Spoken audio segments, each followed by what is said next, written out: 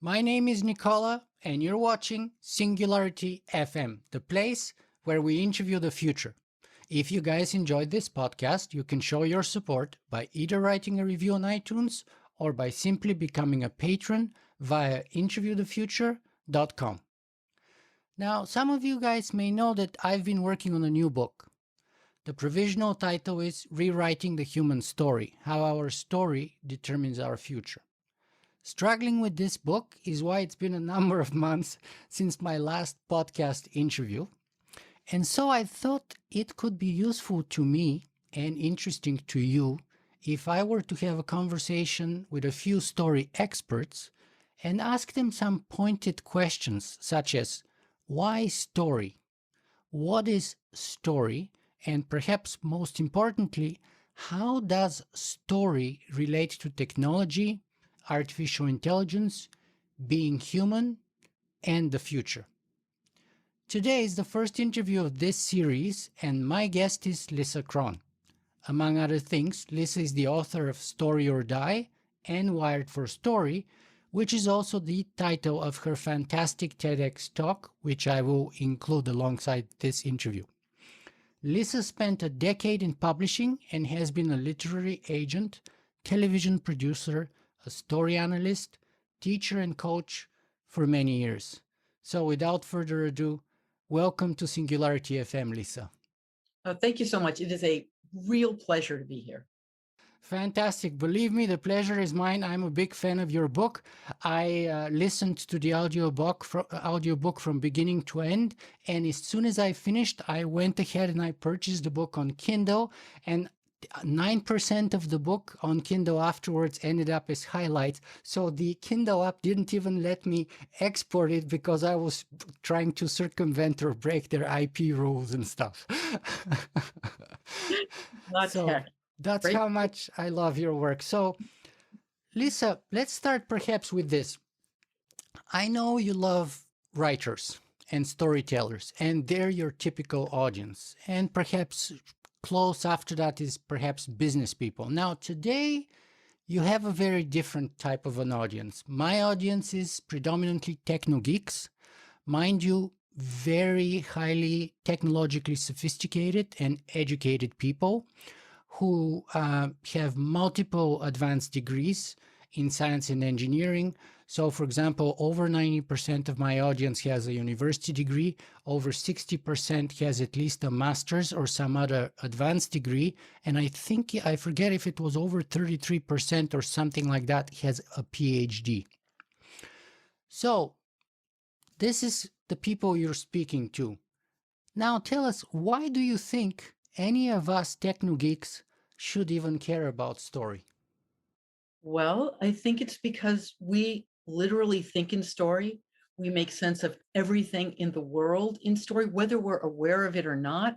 And I also think because the whole cornerstone of Western civilization, what it's built on, which is, if you go back, a couple thousand years and you get to Plato, who talks about the difference between logic and emotion. And logic, again, logic, data, facts, objective reality being the way that we're supposed to make sense of things, the way that the world works, and emotion being something that is really we should watch out for. That's sort of the goal of emotion. It's almost as if it's binary, right?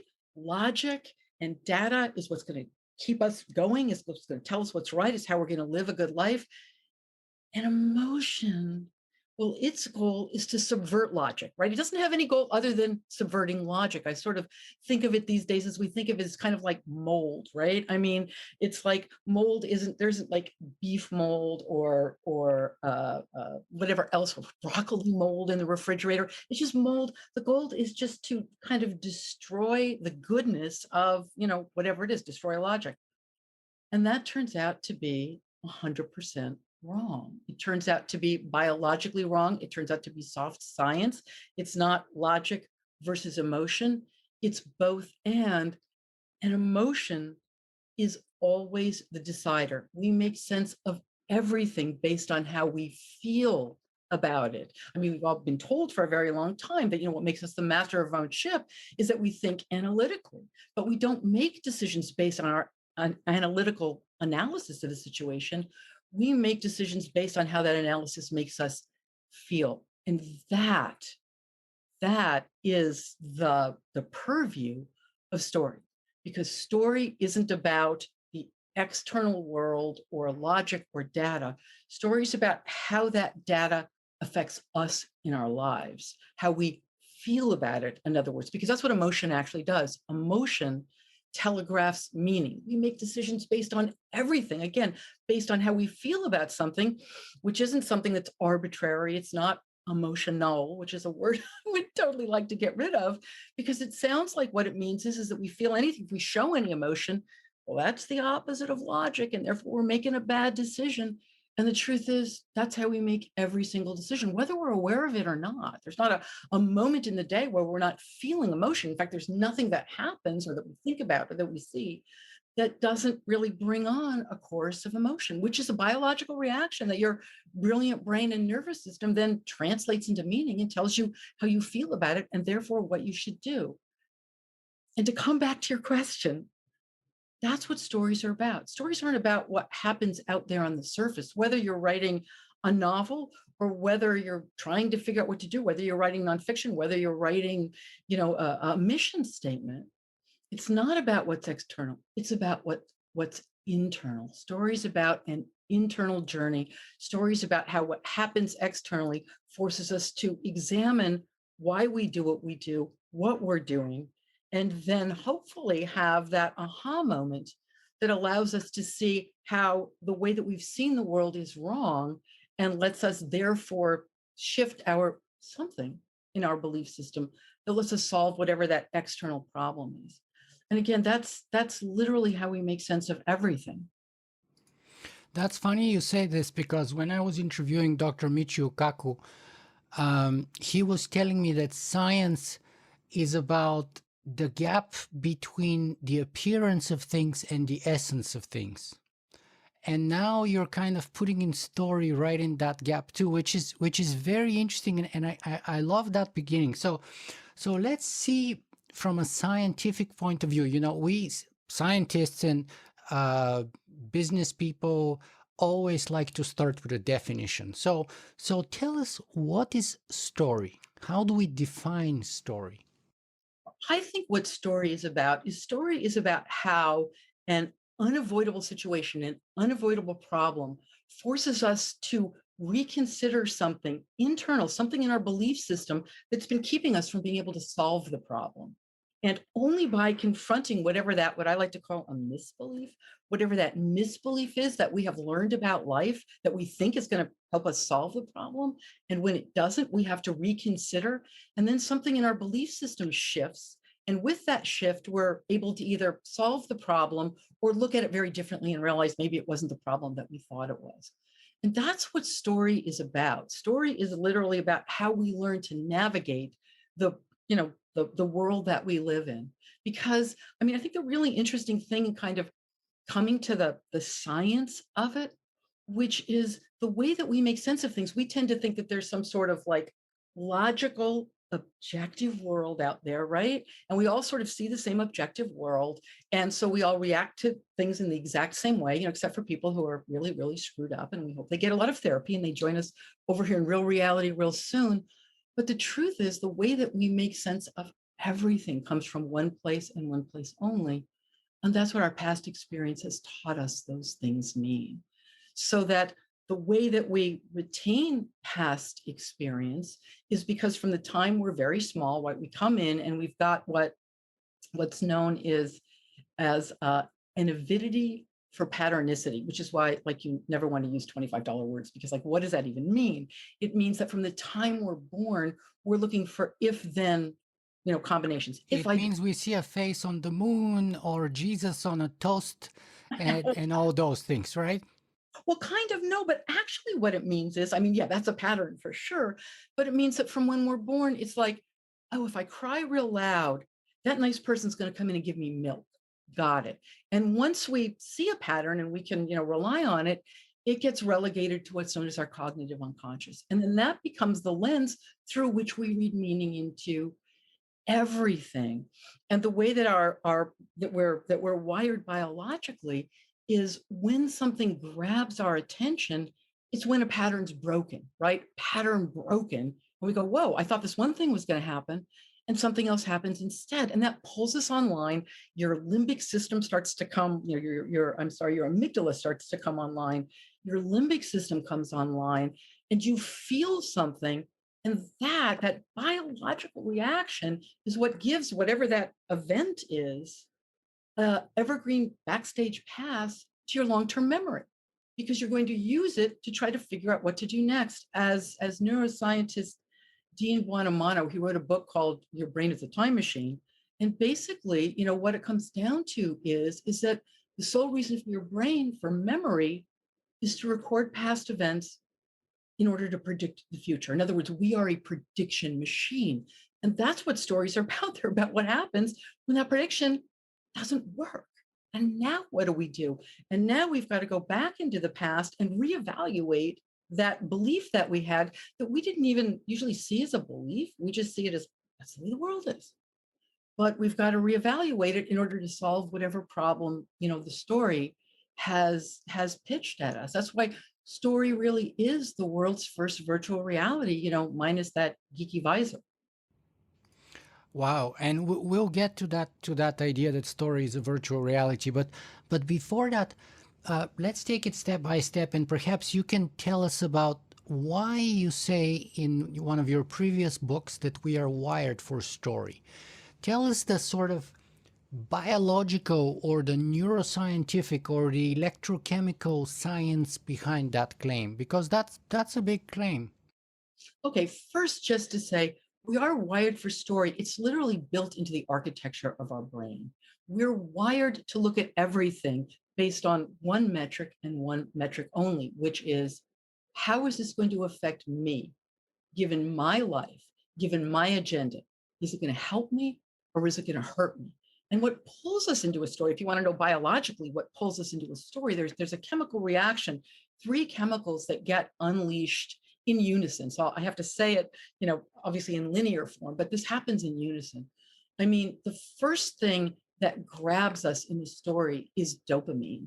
And people talk about dopamine as the pleasure hormone, but it isn't actually pleasure. Dopamine is curiosity because we're curious to see where it's going to go because we might feel pleasures, like they say, and this is something, talk about addiction, something we are all addicted to these days, like our cell phones, right?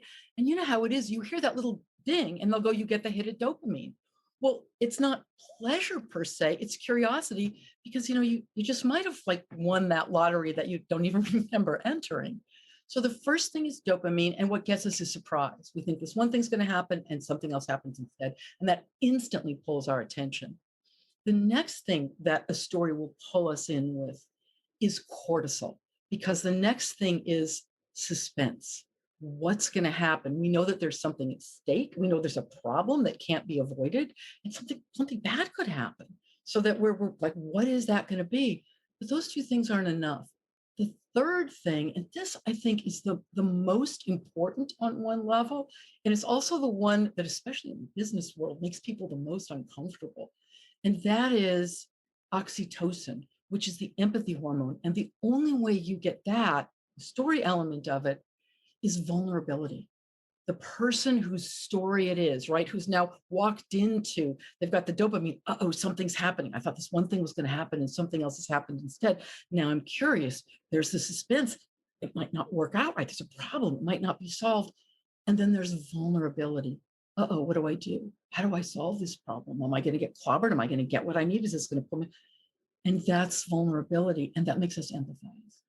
And empathy is really the key thing because then we can feel what that person feels. And that's why when we sort of started this, and I said, story is the world's first virtual reality, that's what pulls us in. Because once we empathize, it's not just that we're feeling what that person's feeling, but we're feeling the why of it too. We are literally experiencing it. And they've done the studies that say when you're lost in a story, same areas of your brain light up that would light up if you were doing what the protagonist is doing or main character, or if you're telling someone else a story.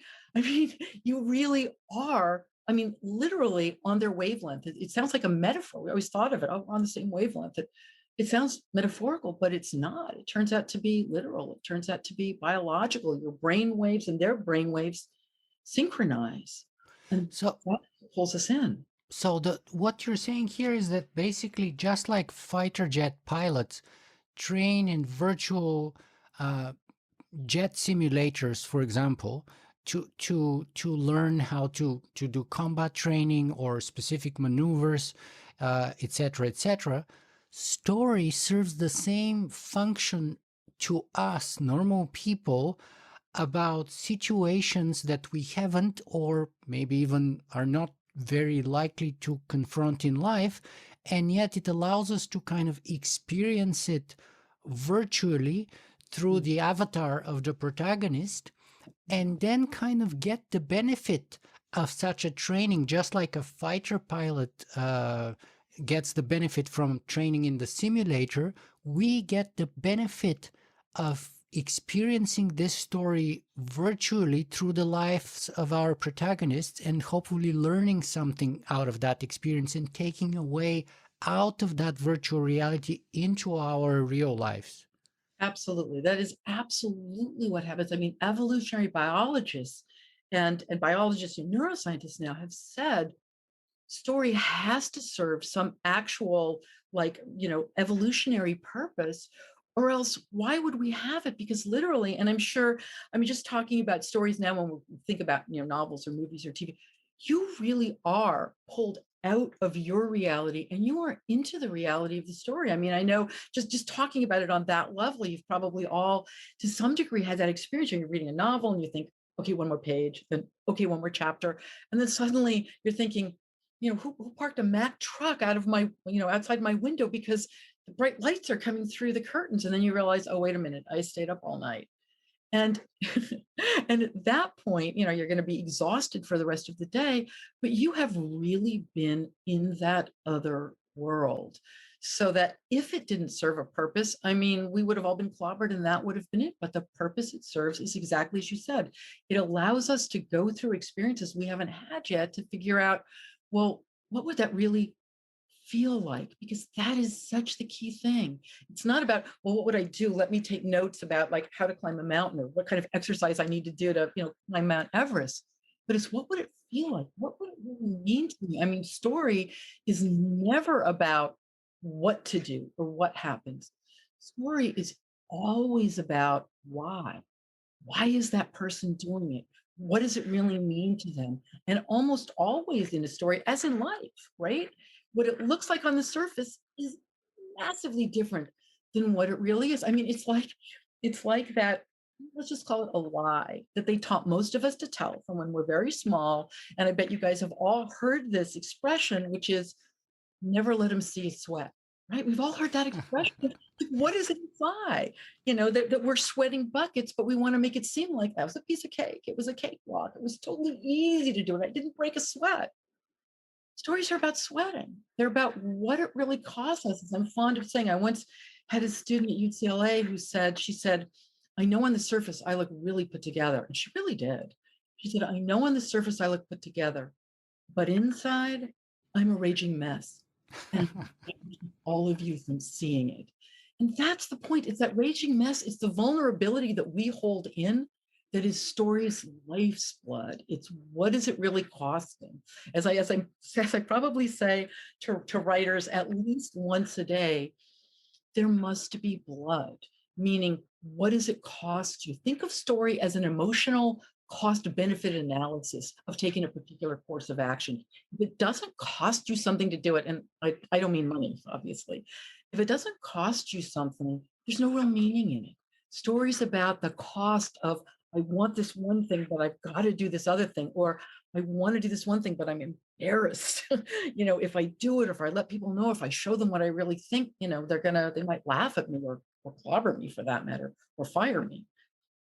Stories about that internal struggle that we all have, because getting over it is what allows us to break out of the place that most of us are trapped in, which has the the title I think is a misnomer, which is our comfort zone.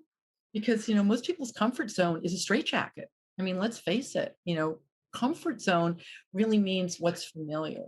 And we tend to be wired to want to stick with the familiar because, it's worked so far. So why rock the boat? Even if you don't like it, I think it's why we stick with the devil we know. I mean, they might be awful, but we know how to survive. So why take the chance? And isn't that inner conflict that you're talking about a sign of consciousness? In other words, what's the connection between story and consciousness then?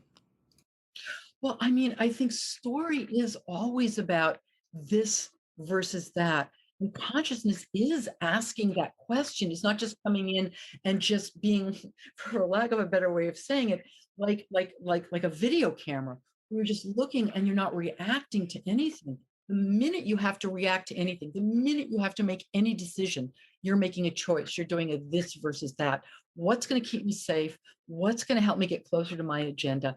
And consciousness is exactly that, trying to figure out how to survive. Because the truth is, everything that we come to purposefully.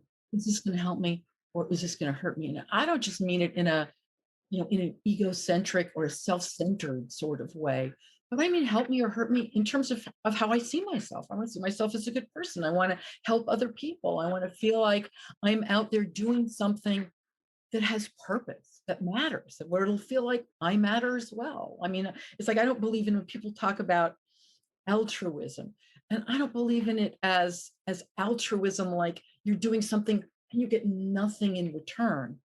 I kind of think of it, and I don't really like this word, but I'll say it anyway, like selfish altruism, meaning even when you do something where you've given up everything that matters to you in your life, or creature comforts or whatever, you're doing it because it gives you something. And what does it give you? It makes you feel good about yourself.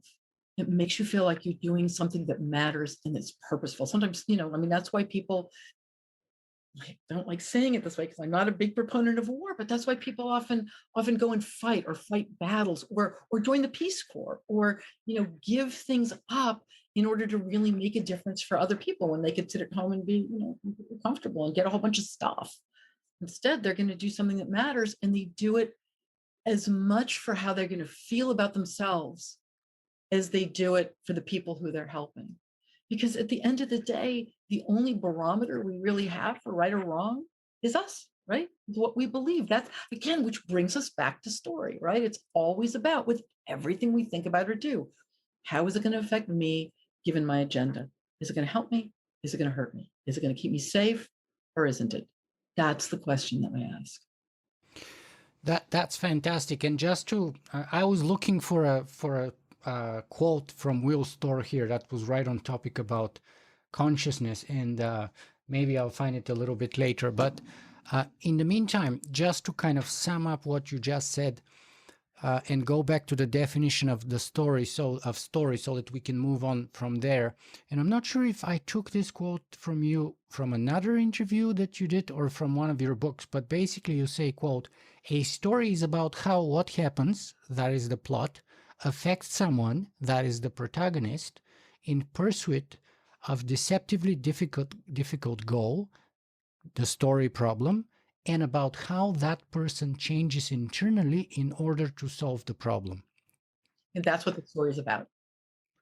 Okay, so now tell me, where does the power of the story come then from, other than those places that you just said? Is there anything else? And are there exceptions perhaps? Because I kind of watched this kind of very weird movie last night, or the night before last night, actually, called The French Dispatch. I don't know if you've seen it. It's a In that. Wes Anderson movie.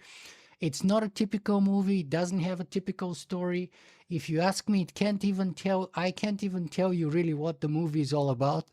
But what I can tell you is that I felt greatly cheered after watching it. It was very extremely strange. It was very quirky, very witty, kind of nonsensical and refreshing at the same time. In a way, I felt like after reading a Zen book. If you ask me what it's about, it's hard for me to tell you, to put it into words, but I feel greatly cheered after reading a Zen book or meditating on a Zen koan. Uh, It was, it. So I could talk to you about it. Yeah, I have not seen it, so I can't make any comment one way or another. Um, I mean, it's also what we bring to it, what we expect, the way what's in the story connects up to our own, past history and what resonates with us. I mean, and sometimes, sometimes it's the character literally has gone through something really similar to what we have. I mean, almost always there's that on one layer or another, whether it's something similar because it's a contemporary character, who lives in a, for instance, I really loved the book. I did not see the movie, but I loved the book, The Goldfinch, for so many reasons. And one of them was I lived in New York City. I had a son about the same age as Theo was. I went to all the restaurants that she went to. I could picture everything. And so I was so pulled into that world. I think I would have loved it anyway, but I brought that to it. But what pulls us into any story also, whether it's something that is contemporary or something that is, historical or something that is completely, whether you're talking about dystopian sci-fi, still comes back to human psychology and human emotion, meaning, again, the meaning that we read into things, which comes to the why we believe what we believe. Because often, I think, as we see in our world right now, I mean, it used to be that at least we could agree on what facts were. And that seems to be gone as well. But often you can see that what hews people to what they believe has very little to do with anything other than belonging to a group and wanting to have that sense of belonging and being seen as valuable within, and I don't like using this word, but I will, within a particular tribe. And often that's where things come from in terms of our belief systems. But I wish I'd seen that movie so I could talk about it. I Well, don't. I can highly recommend it. It's got a Okay. ton of like so many, like an endless list of phenomenal actors like Bill Murray, Benicio del Toro, Shia LeDoux, or what's her name. There's so many amazing actors there. Uh, Really interesting thing, though, I think about movies as opposed to anything that's written, or, well, yeah, as opposed to anything that's written, is that written prose take us into an area that no other form of storytelling can take us into, which is what we come to story for, which is what somebody's thinking and what they're feeling and the sense that they're actually making. I mean, you can't do that in a movie because you'd have endless voiceover and you'd be totally bored and you'd go, what's wrong with these people? But the things that movies can give us, and television, obviously, and plays, but more television and movies because we can see them, so closely, we can see a face, is is is body language and tonality. And so much of it comes from that. I mean, I'm always saying to writers, that body language in prose is so deeply overrated because body language speaks body to body. And it's so intense. And part of it is because, we've got the mirror neuron. So we are literally mirroring what we're seeing and we're feeling we're feeling what they're feeling. And of course, tonality, tone of voice just says so much and affects us so much. I mean, it's funny. At one point I had a boyfriend a long time ago who, on his outgoing message, right? So if you called him and he wasn't there, you would get this message. But I guess the day that he recorded it, he was really pissed off and he sounded really angry and annoyed. And every time I called and got that message, I would instantly think, oh my God, he's mad at me. And then I'd go, wait a minute. But here's the weird thing and the way our brains go. But even so, and even though I knew it and I braced myself for it every time he's not, I'm going to get a message, I would still find myself afterwards trying to think about why he was mad at me and all the things he could have been mad at me for, because it really does trigger something in us. And my guess is, in the movie that you're talking about, there was probably a lot of that too, which does go into a layer that that we that supply the gaps. We fill in the gaps either yeah. consciously or unconsciously, just like the story that you were talking about, New York City, Yeah. and your imagining of the surroundings and your son and this and that. You're supplying all the missing information to make the story work for you even better. Yes. Yeah, absolutely. Everybody fills something in. But here's the thing in story that I really believe, and this is what I mean. I spent all day talking to writers and business people, but mostly writers about this. Is that when people talk about the narrative through line in a story, they tend to think it's about the plot. I mean, this kind of even comes back to the first thing we were talking about, which is people who are very, I mean, when you were talking about, techies and people who are into IT or data and data driven, is that it's not about the data. It's not about the external part of it. It's about how that then affects some body. And without that narrative through line is actually the evolving internal narrative that the protagonist or the person who the story is about is using to make sense of what's happening out there. And just knowing data doesn't do much good if you can't put it into context so that we know how it's going to affect. And if you're in the business world or you're trying to communicate something to someone else in a more business or even an academic setting, if you can't show them how that data is going to affect them boots on the ground in their lives in a way that matters, they're not going to care.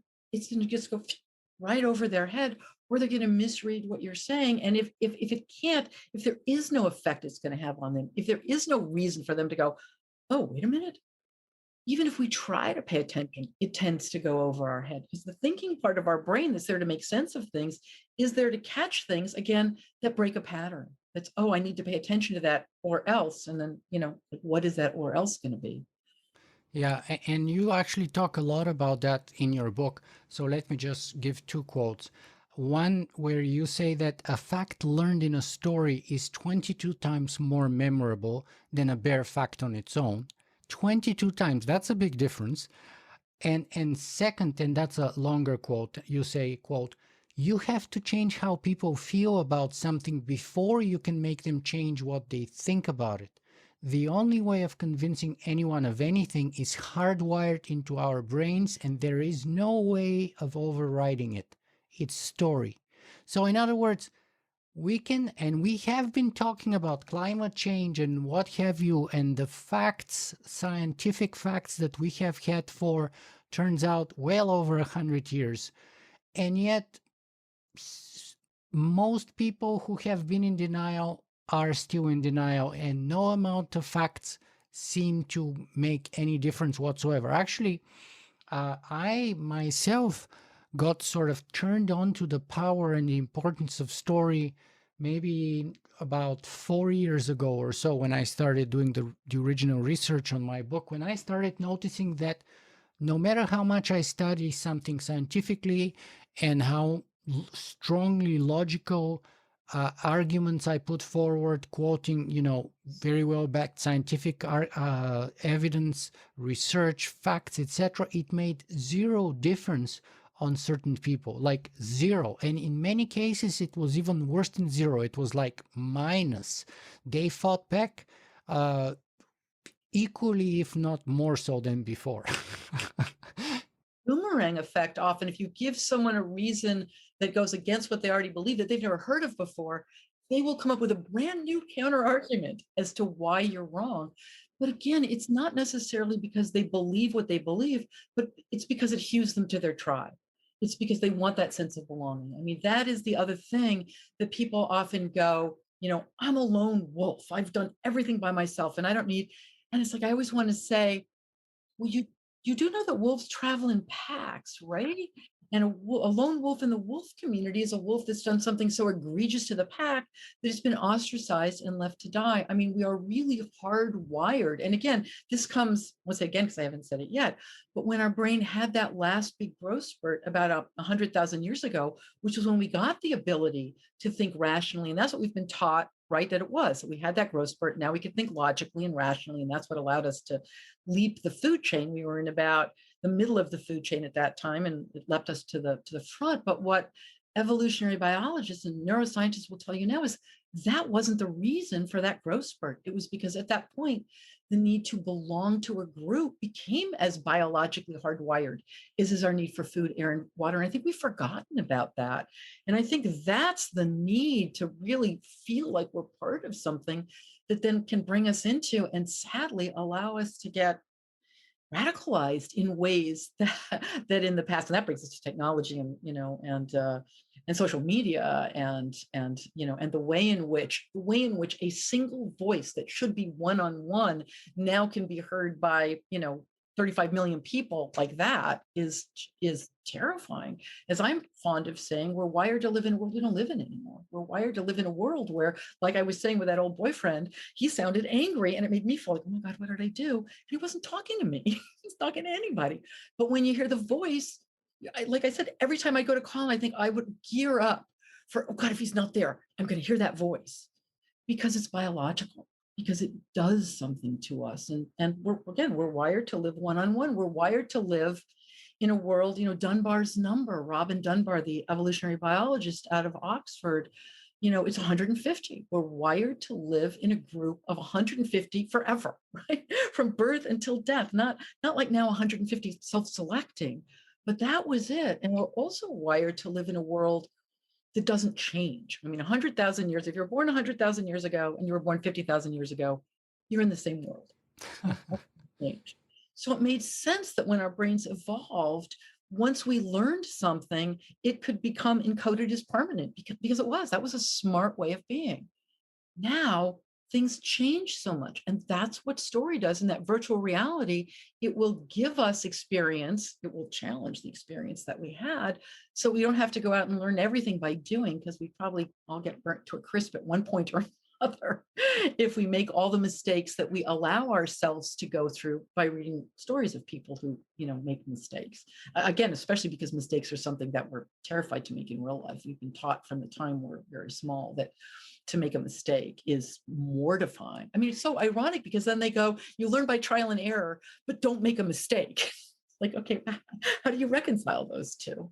But I actually found, and by the way, speaking of the biology, that also reminds me of a quote where you say somewhere in your book that is why that biology that you just described and that kind of evolution of our brains simultaneously to the evolution of story, and the sort of kind of the interconnection between the evolution of story and the evolution of our brains is the reason why stories are so vitally important and feel so good to us as other biologically crucial functions for survival, such as, for example, food and sex and so on.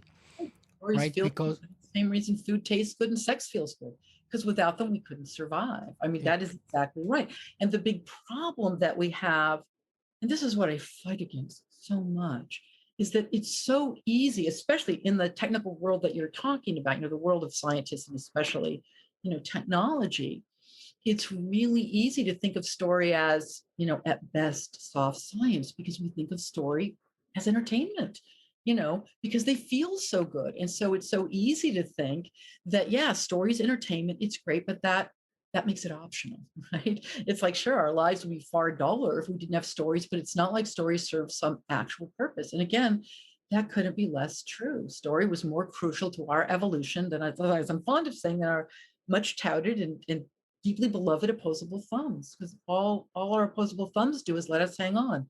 It's story that tells us what to hang on to. It's story that lets us go through those situations and figure out, well, what should we do and how should we work together and how can we solve this problem as a group? And again, that's why story and that need to belong came at about the same time, because it was that ability both to look into the future open-ended and try to figure out how to solve problems and then be able to solve them as a group. Because one person, one lone wolf could not do it. It's all of us together that do it. And that's again, that's biology. And at the same time, we had the cognitive revolution, of course, exactly at that period. And in AI, and we'll talk a little bit later about that. But consciousness is crucially important for some, not for others. Some are in denial of its necessity. Others say it's crucial for the creation of artificial intelligence. And that's why I wanted to be a little bit before this moment. I wanted to bring in the sort of the connection between story and consciousness. And I actually found that quote from Will Storr that I was looking for so long. And Will Storr has this fantastic book called The Science of Storytelling. And in it, he says in one place, locked inside the black vault of our skulls, stuck forever in the solitude of our own hallucinated universe, story is a portal, a hallucination within the hallucination, the closest we'll ever come to escape. Yeah, I mean, I mean, I guess you could say it that way. I mean, sure. I think, escape from what though? Because I mean, that's the truth. When you think about, theory of mind, which they say happens when we're about, between 3 and 5, which is when we sort of realize that we're not that we aren't solipsists. In other words, each person has a different reality in their own head. And I think that's the truth. When people talk about objective reality, I think that's a myth. What do you mean by that? Because how could we know anything, quote unquote, objectively when everything we know through our five senses, and we make sense of it again based on what? Based on what our past experiences taught us those things mean. And that's what consciousness is, because we all have that one goal, like what they say, procreate, of course, and survive. And so from the time we're tiny, that's why we've got that avidity for patternicity. What am I going to learn that's going to help me survive? What do I need to know? What metric do I need to know? And I don't mean this purely transactionally, but what do I need to know to get my needs met? I mean, you often hear sort of the short version of Maslow's, hierarchy of needs, where the top is, connection and sense of purpose, and the bottom is, food, water, shelter.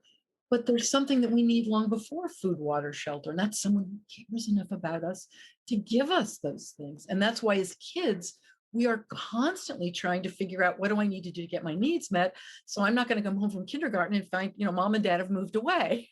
Like, what do I do? And we don't think, oh, this is what my mom and dad does, or this is what they do in my town or my religion or my culture. We think this is what the world is. This is the right way to do things. This is how we do things. Again, because we're wired to live in, makes sense. If you only have a group of 150 and it's never going to be 150 different people, just those people, yeah, it makes total sense.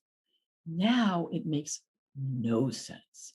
So that's where we get, again, what I call misbeliefs, which are ways of looking at human nature that we were taught early in life and that we extrapolated early in life, that turn out perhaps to have been adaptive at that time, but are maladaptive when we get out into the world. And that's where story can counter that, because it can take us through situations and go, oh, wait a minute, let me question that thing that I didn't think, that I thought just was. But now I realize I don't have to look at it that way. Maybe if I look at it this other way and see it differently, I can solve, whatever this problem is, or try this new thing, or come out of my comfort zone. And That's that's what I believe is our current predicament as a species, actually. But we'll come back to that a little bit later, which is the whole purpose of my upcoming book. But before that, I want to talk a little bit more about the function that story serves in our daily life. And that is, as you say, it's not the function of story to help us escape reality, but actually to navigate reality. So story is kind of like our brain's compass. It's like our brain's GPS navigation system that tells us where we're coming from, where we're at, and where we're going, and what's the best possible directions that we should follow to get wherever it is that we're trying to get to. That's what the function of story is, isn't it? Yeah, absolutely. And what we use to make sense of things is the past, is our story specific past.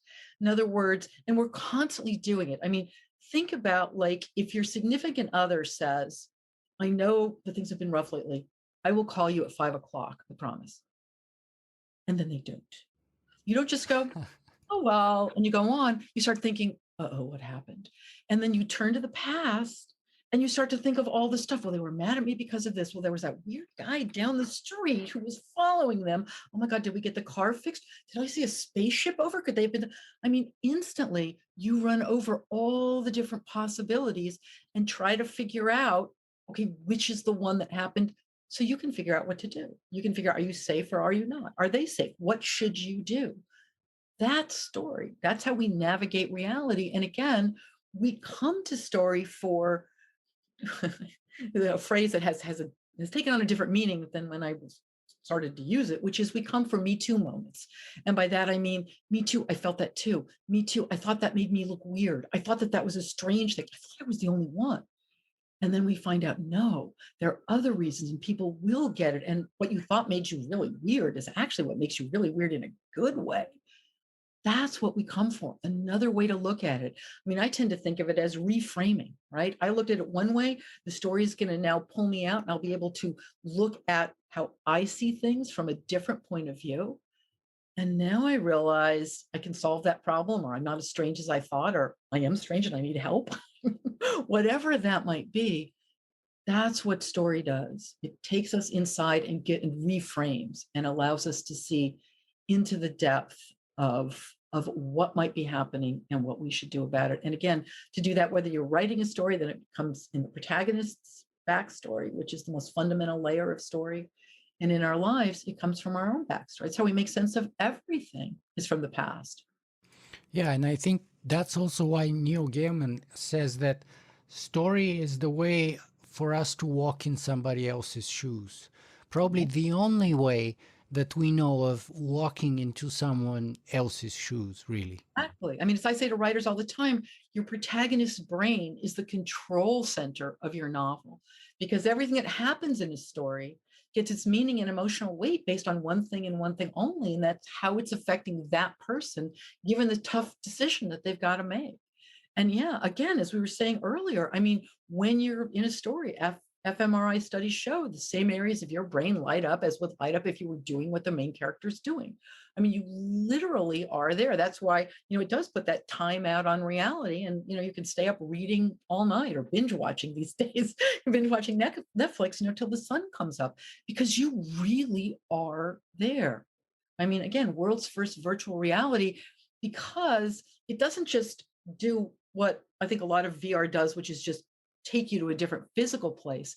It puts you inside someone's experience in that place, because that's what matters, not being in the external place, but how whatever that problem is in that external place is affecting the person based on what they want, based on their agenda, based on what it means to them, based on how it's going to change how they see themselves and how they're afraid or want, depending on which one, probably flip sides of the same coin, other people to see them. And I think Mr. Rogers used to say that it's really hard to dislike someone once you've heard their story. So true, because we tend to project. I think one of the biggest problems that we have as humans is that we look at someone else's life and some decision they've got to make, and we see it in a vacuum. Like you go, well, it would just have taken you 5 minutes to do, whatever the thing is. And you're going, oh my God, if you were in my life, I'm only getting 3 hours of sleep, and I get up and I got to take the kids to school. And then I got to how could I possibly make time to do something else? But if we see it as it's just 5 minutes, what's the big deal? And now we can write that person off. I mean, that is the problem. Life, like stories, are layered. We never do anything for one reason. We always do things for a ton of different reasons, and everything affects everything else. I think my favorite line comes from The Sopranos, best show ever. And it's like, I think it's the finale of the 5th season. It's I think the name of the episode is All Due Respect. And Tony Soprano is talking about his consigliere.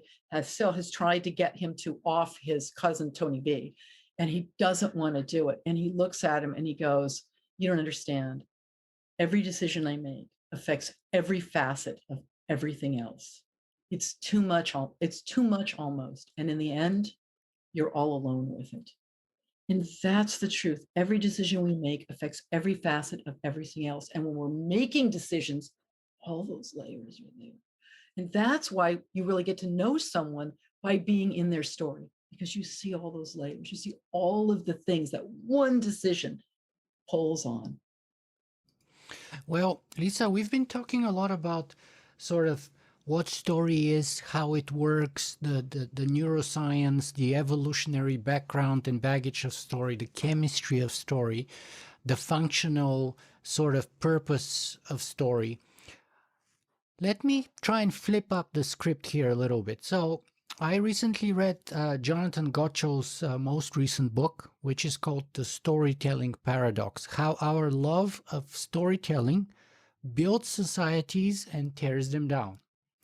So you kind of get the clue or the promise already in the title, but let me give you an even more pointed kind of quote from the very book and see how that reflects true story and what it tells us about story and where we're at and maybe even where my book would or wouldn't be.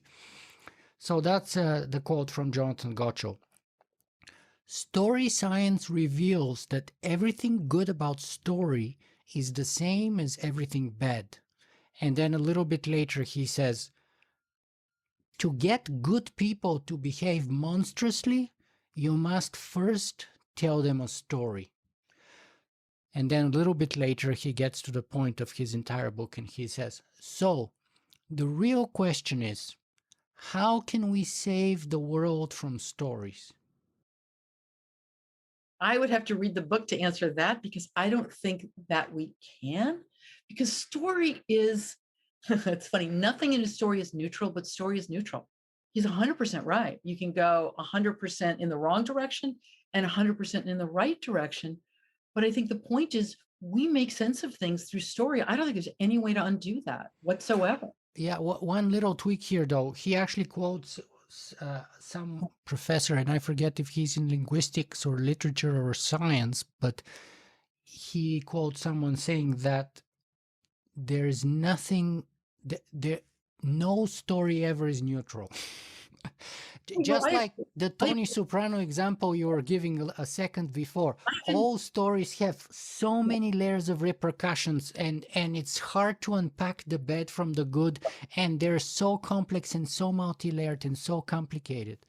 I agree. No, I didn't mean that a story itself could ever be neutral. That's 100% true. There's no such thing as a neutral story.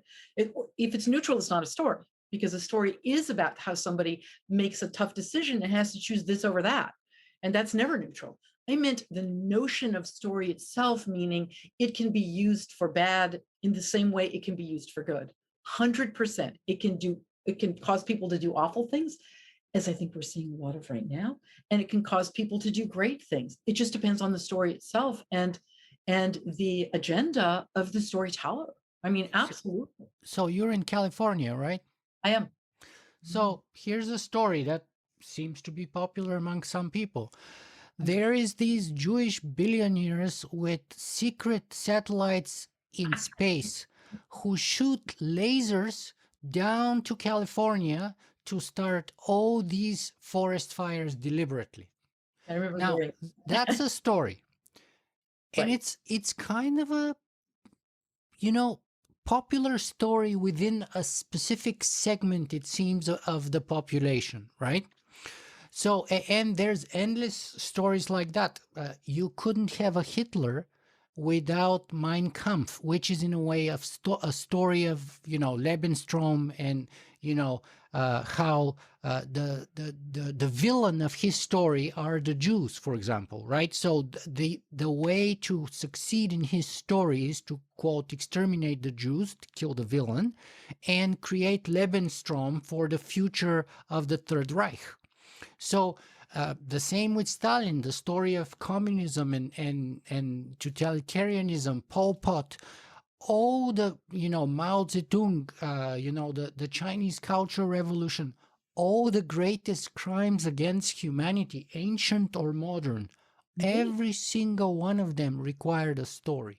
Oh, 100%. I mean, but saying we need to get rid of stories is like saying, I'm trying to think of a great analogy. It would be like trying to say, okay, we're going to cut all your ears off, but people are going to keep talking. I mean, in other words, it doesn't matter if you try to say it in another way.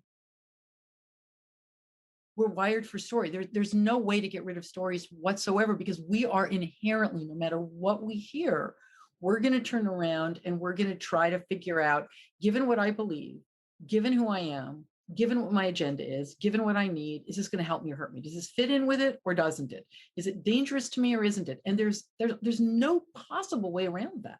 That is how we make sense of things. That is how we will always make sense of things. Because if you think about making sense of how could we make sense of things in any other way? Because our goal, you know, biological imperative, psychological imperative, and again, the brain being part of the body, and the brain's goal is to protect the body and to protect the psychological self at the same time. So that is who we are. How could we ever not have that metric in order to make sense of things? That's otherwise we'd walk off cliffs, we'd walk in front of cars, we wouldn't have any way of any, again, metric to figure things out. And because the metric is always subjective, it's always going to be story. But again, you're absolutely right. I mean, and and and part of, and this is the key thing, I think, and it's what I talk about a lot in my new book, because when you're creating a story like what you're, it's one thing to create a novel or a movie or a TV show, right? You're not inherently, first and foremost, although you certainly do anyway, trying to get somebody to do a particular thing. But if you're talking about Hitler, or you're talking about QAnon with the, Yeah. lasers and whatever, you're, Hillary has a child no, pornography right, ring in a pizza shop right, in Washington, D.C. that doesn't, in the basement, which doesn't even have a basement. But exactly. anyway, But think about that story. Think about that story. That guy who went in with a gun, looking for the kids in the basement, and not finding a basement. He was primed. The story he heard was kids are being harmed. Kids are being hurt. You got to go save them. He saw himself as a hero. He was going to go in, and he thought he was doing a good thing. He didn't think he was a, nut job with a gun who's out there, going to harm people, and these poor people trying to eat their pizza and having their evenings ruined. He thought he was trying to help people. And the point I wanted to make, talking about creating stories that are meant to get people to do a particular thing, you got to figure out, what do they need? What is it? How is that thing that you want them to do? How is that going to make them feel good about themselves? How is that going to give them something that they need, that is going to make them feel like, I'm a good person. I have a sense of purpose. I have meaning in this world. And that is why people are easily radicalized, because, I mean, especially with QAnon, which is brilliant at going to all of the different, I mean, it's not just white supremacists, but it's like yoga moms in the wellness community, is really figuring out what matters to them and how can we turn around and make them do something, or pull them into what we believe, that's going to conform to what they already believe, and is going to make them feel meaningful. So I forget what was the name of the company that that they said was like, trafficking kids inside lockers that they were selling, or I can't remember what the name of the company was, where, yeah, because of, if you look inside and they've got the number of whatever that locker thing was, and they're actually got children locked in there. People, again, how ridiculous is that?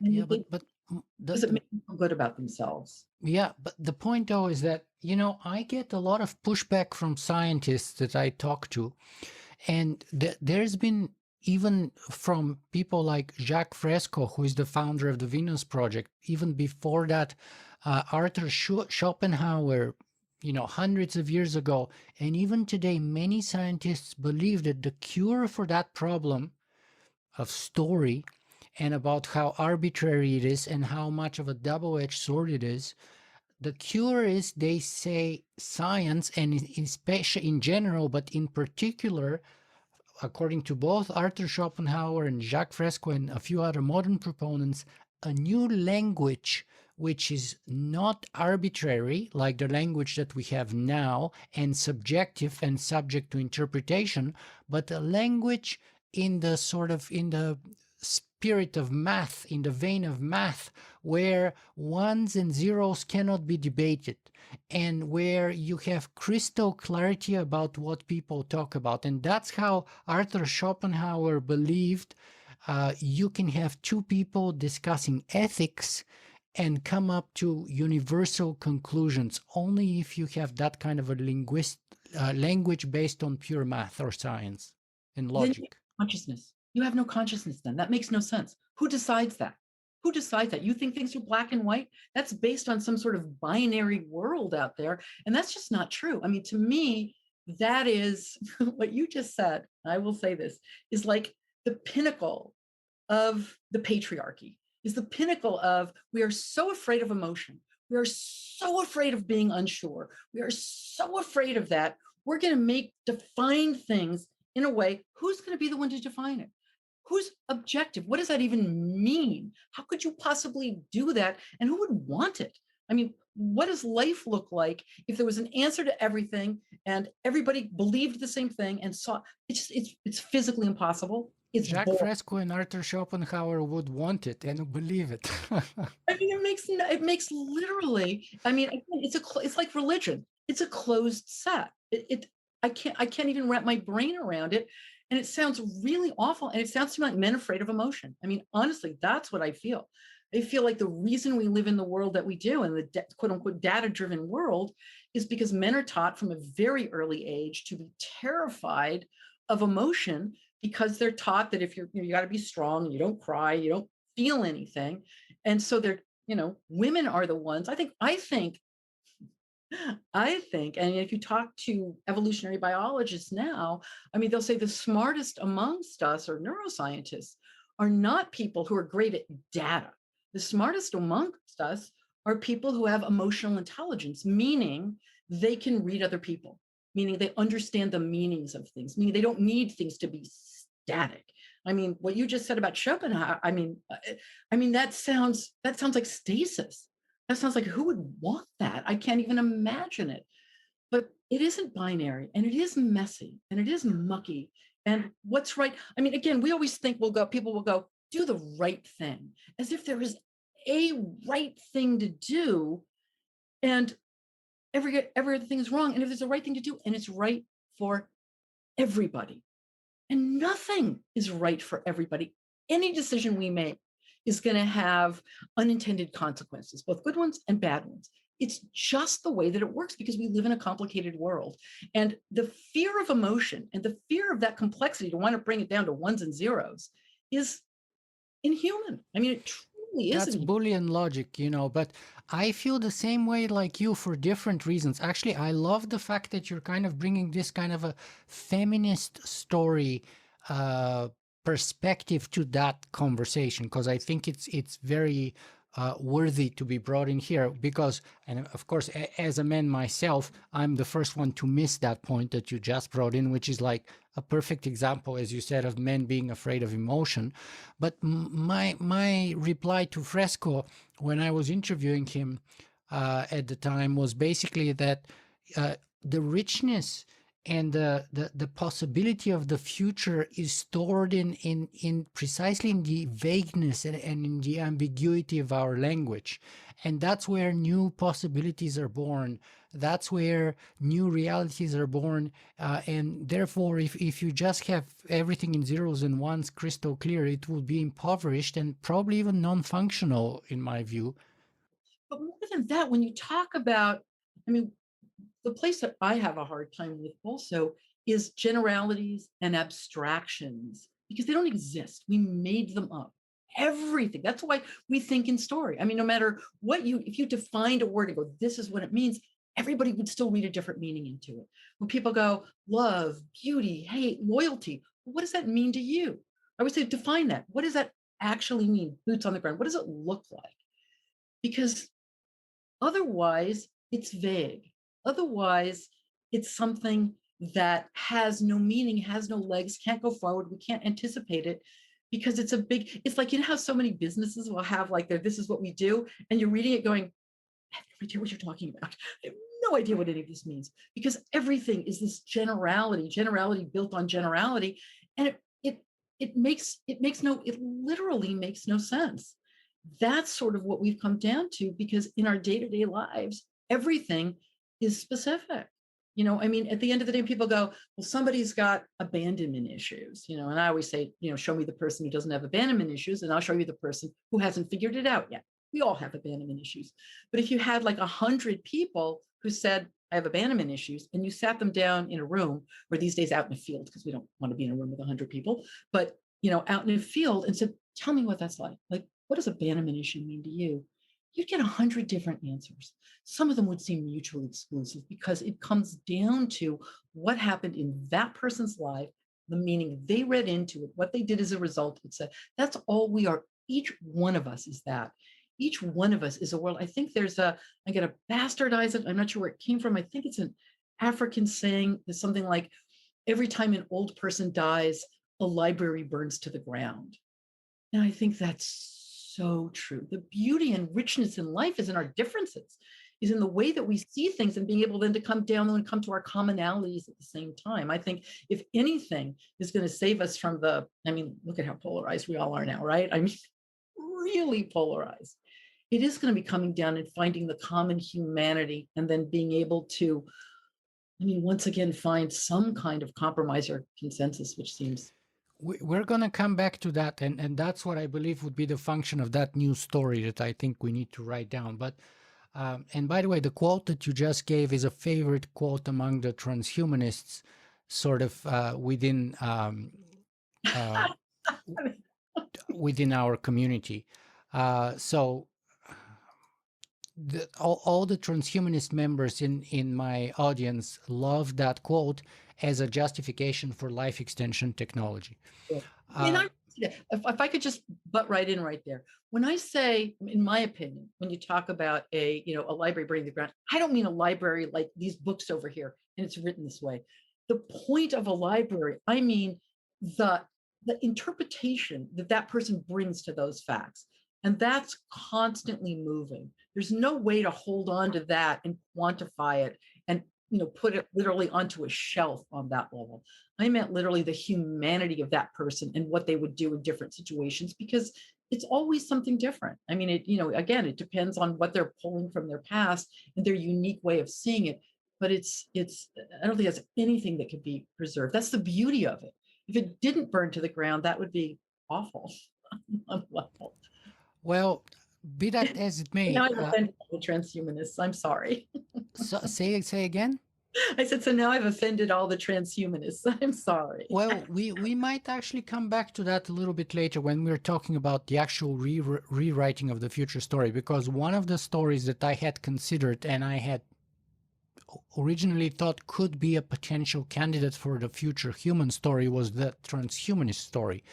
But after 10 years of kind of working with it, I've concluded that's not going to be the story of the future, and it shouldn't be for a number of reasons, and it can't be for a number of other reasons. But let's not go ahead of ourselves. So I first want to make it a little bit more specific by asking you this. What's your story, Lisa?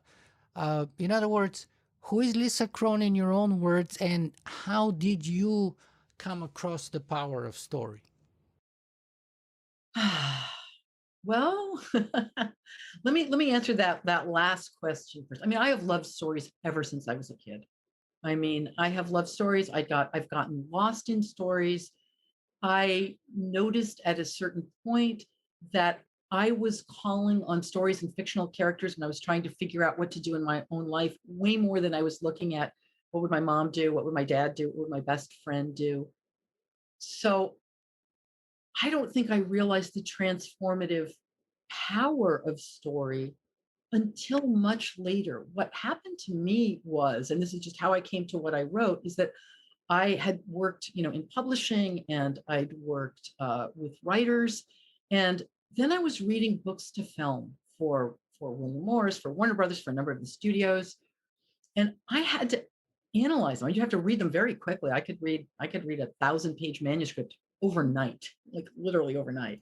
Wow. And you couldn't just go, this would make a great movie, or this wouldn't, or this sucks. You had to say why. And I started to notice that everything I'd been taught and everything that I believe, because I firmly say to writers all the time, everything you've been taught about writing is wrong. So what I believed would pull me in turned out to be the opposite of what pulled me in. What pulled me in was something I had never been taught at all, which is, doesn't matter how quote unquote beautifully written it is, it doesn't, plot is irrelevant on one level. People go, plot driven novel, no such thing. All novels are character driven. That if it wasn't affecting someone, if they didn't come in with an agenda and they wanted something, if they didn't have a misbelief or something that was holding them back, if they weren't making sense in the moment on the page of what was happening as they tried to really struggle with what they should do, because in a in a story that works, in every scene, characters got to make a difficult decision that gets them closer and closer and closer to solving the problem, or further away sometimes, and what they want. That's what was pulling me in, this internal reaction that the character was having, the way that they were making sense of it. And I realized nobody else was teaching that. Nobody else. And I realized that the fundamental story logic does not come from the plot. It's nothing to do with a plot. Story logic is the internal subjective logic that the protagonist is using to make sense of what's going on. And our sense of in literature as in life, right? Our sense of subjective logic comes from that one place and one place only. It's what our past experiences taught us that those things mean. And which meant that in order to write anything or do anything, you had to fully create a story specific, not a character bio or any of that sort of stuff, a story specific backstory that brought the character to where they were, and that they would be plumbing all the way through as they went through, and their internal narrative change, which was the narrative, the story's narrative thread. And luckily for me, at that moment, neuroscience was just having that boom. I mean, it was everywhere. And I went from thinking, okay, this is what I believe, to this is biology. And I cannot tell you how thrilling that was. I cannot tell you how thrilling that was. And also, for all the things that one might think, or that I might think about, the internet and everything being at your fingertips and social media, truly, it was a time where I could read an article like in the Washington Post or the Atlantic or the New York Times that quoted someone on some sort of neuroscientific study or paper, and within 10 minutes I could be reading the paper. I could have read the doctoral thesis. I mean, it was amazing. And it was so, at one point when I was writing my first book, Wired for Story, I thought, well, I want to see what's being taught in cognitive science. So I went and I actually bought a cognitive science textbook, which was like $150, right? They're so expensive. And I started to read it, and it was 10 years out of date. It was shocking to me. I was reading it going, that's not true. Well, this study said this way. In other words, everything was cutting edge. And that made me an evangelist for story, because I realized it's not just for writers at all. Story is how we make sense of things. And there's no way. That's why we talk about ones and zeros and men who are so deeply scared of emotion or feeling anything, or God forbid, making a mistake. They're going to turn it into ones and zeros and make it something antiseptic that could not work, because we're wired for story. We make sense of things based on something very human, boots on the ground. And that was thrilling. And that's why I sort of went back and forth about writing this latest book, Story or Die, because I was scared of the business world. I mean, I have been like this when it comes to advertising my whole life. It's like the work of the devil, for the very reason that you said. You can convince people to buy stuff that they don't need. You can convince people to do stuff that they absolutely shouldn't do. And it scared me. But then I realized, you know what? This is how we communicate, for better or worse. And I want to get that out there. That, and of course, my other goal in life is to change how the world looks at emotion. The whole notion, as I said earlier, as emotion, meaning emotional, meaning something that's so over the top that you're going to make a bad decision. And that is just not what emotion is. I mean, people even kills me when I'm watching stuff now, and they'll go, oh, they got emotional, and they felt it's an emotional feel. It's like emotion telegraphs meaning. All emotion does is take what something means to us and instantly lets us know what that is, so we don't have to stop and think about it, right? Doesn't mean we don't think also, but it just telegraphs meaning. And so if we're emotional, it means I we feel think about emotion our beliefs. emotion also comes from Latin, and I forget. I think the root is movere or immovere, which literally means to move, from Latin, which means to take action. So emotion literally makes you get off your ass and do something. Right, exactly. Either run away from the tiger because you're full of fear and you're scared for your life, or go and talk to that beautiful girl at the other end of the bar, or buy that car that's going to make you look 40 years younger. All those things. But that, but you're making sense of it, that going, that will make me look younger. Or it can be used against us. Like if you look at the housing boom, the what am I trying to say? The lending boom that broke, that destroyed the economy. 2008 crisis, yeah. Yeah, exactly. And they had those liar loans, and they would say to people, you can afford this. Don't you want a home? It's going to really make you feel like something. Your family's going to thank you. And they played into what we've really all got, which is that sense of, yeah, I want a home. I want to feel that I've given something to my family. I want that sense of belonging. And they made people believe that they could actually do that. And then they said, it's funny, my brother-in-law at that time, they were taking out a second mortgage. And he got all the paperwork, like he's a tech guy actually. So he had like all the paperwork in order. And he took it to the bank and they said, oh, we don't need to see that. We just believe you. It's like, they were misleading people. And it's how everything fell apart because they got more money the more they loaned and they built it all up. They, cut it all up and sold it out and et cetera, et cetera. And then everything collapsed. But they understood what their audience wanted, which was that. Derivatives are a story, really, a particular story for particular buyers, a type of you can call it even a mathematical story or algorithmical story or a stock market story, but it really is a story in that context. But what they're hearing is you're smart for the people who bought the derivatives. You're smart if you buy that. You're smarter than everybody else. It doesn't matter what happens. You're going to make a lot of money. And what they're hearing there is I'm going to be a success. I will feel good about myself. My family will. And look at all the stuff I'm going to get. And of course, whatever that stuff meant to them, it's not just having stuff for the sake of having stuff, but it's the specific stuff that each of those specific people would have wanted. And it's what those things would have made them feel about themselves and what they would have thought the world would have said about them. And that would have made them feel good. And that's what it was about always. It's always about, if I do this, how is it going to make me feel? It's going to make me feel good. It's going to make me feel like I'm myself, like I have purpose, like I matter or not. Or is it going to make me feel vulnerable? And that's the most scary thing. People often do things they know they shouldn't because if they stick up for not doing it, they're going to feel vulnerable. And that's Yeah, and actually, Jonathan Gotcho, I think, in the book that I quoted from, gives the story of sad Edna, always a bridesmaid, always a bridesmaid, never a bride, as a very good or a bad, actually, example of this kind of insufficiency marketing that creates a sort of a problem and starts selling mouthwash of all other things. Oh, absolutely. Toothpaste, when it first came in, it was like, my God, if you have bad breath, you're not going to get married. I mean, absolutely. They created, fears and needs that people did not have.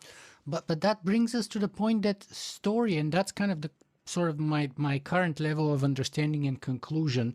And I just want to move to the second part of our conversation from here on, actually, which is going to be more about tech and stuff. But so far, it seems to me that story is both the poison and the cure. It is 100%. That's why when I said it was neutral, I meant you could use it either way, 100%, but you can't not use it. At the end of the day, it doesn't, even if you give people facts and you go, I'm just going to give you this data, they're going to spin it into story anyway, because that is just the natural lens that we have to make sense of things. Data is meaningless without the story, right? So. Right, because story puts it into context that lets us know how it's going to affect us. And that's what we're looking for. This is who I am. This is what I need.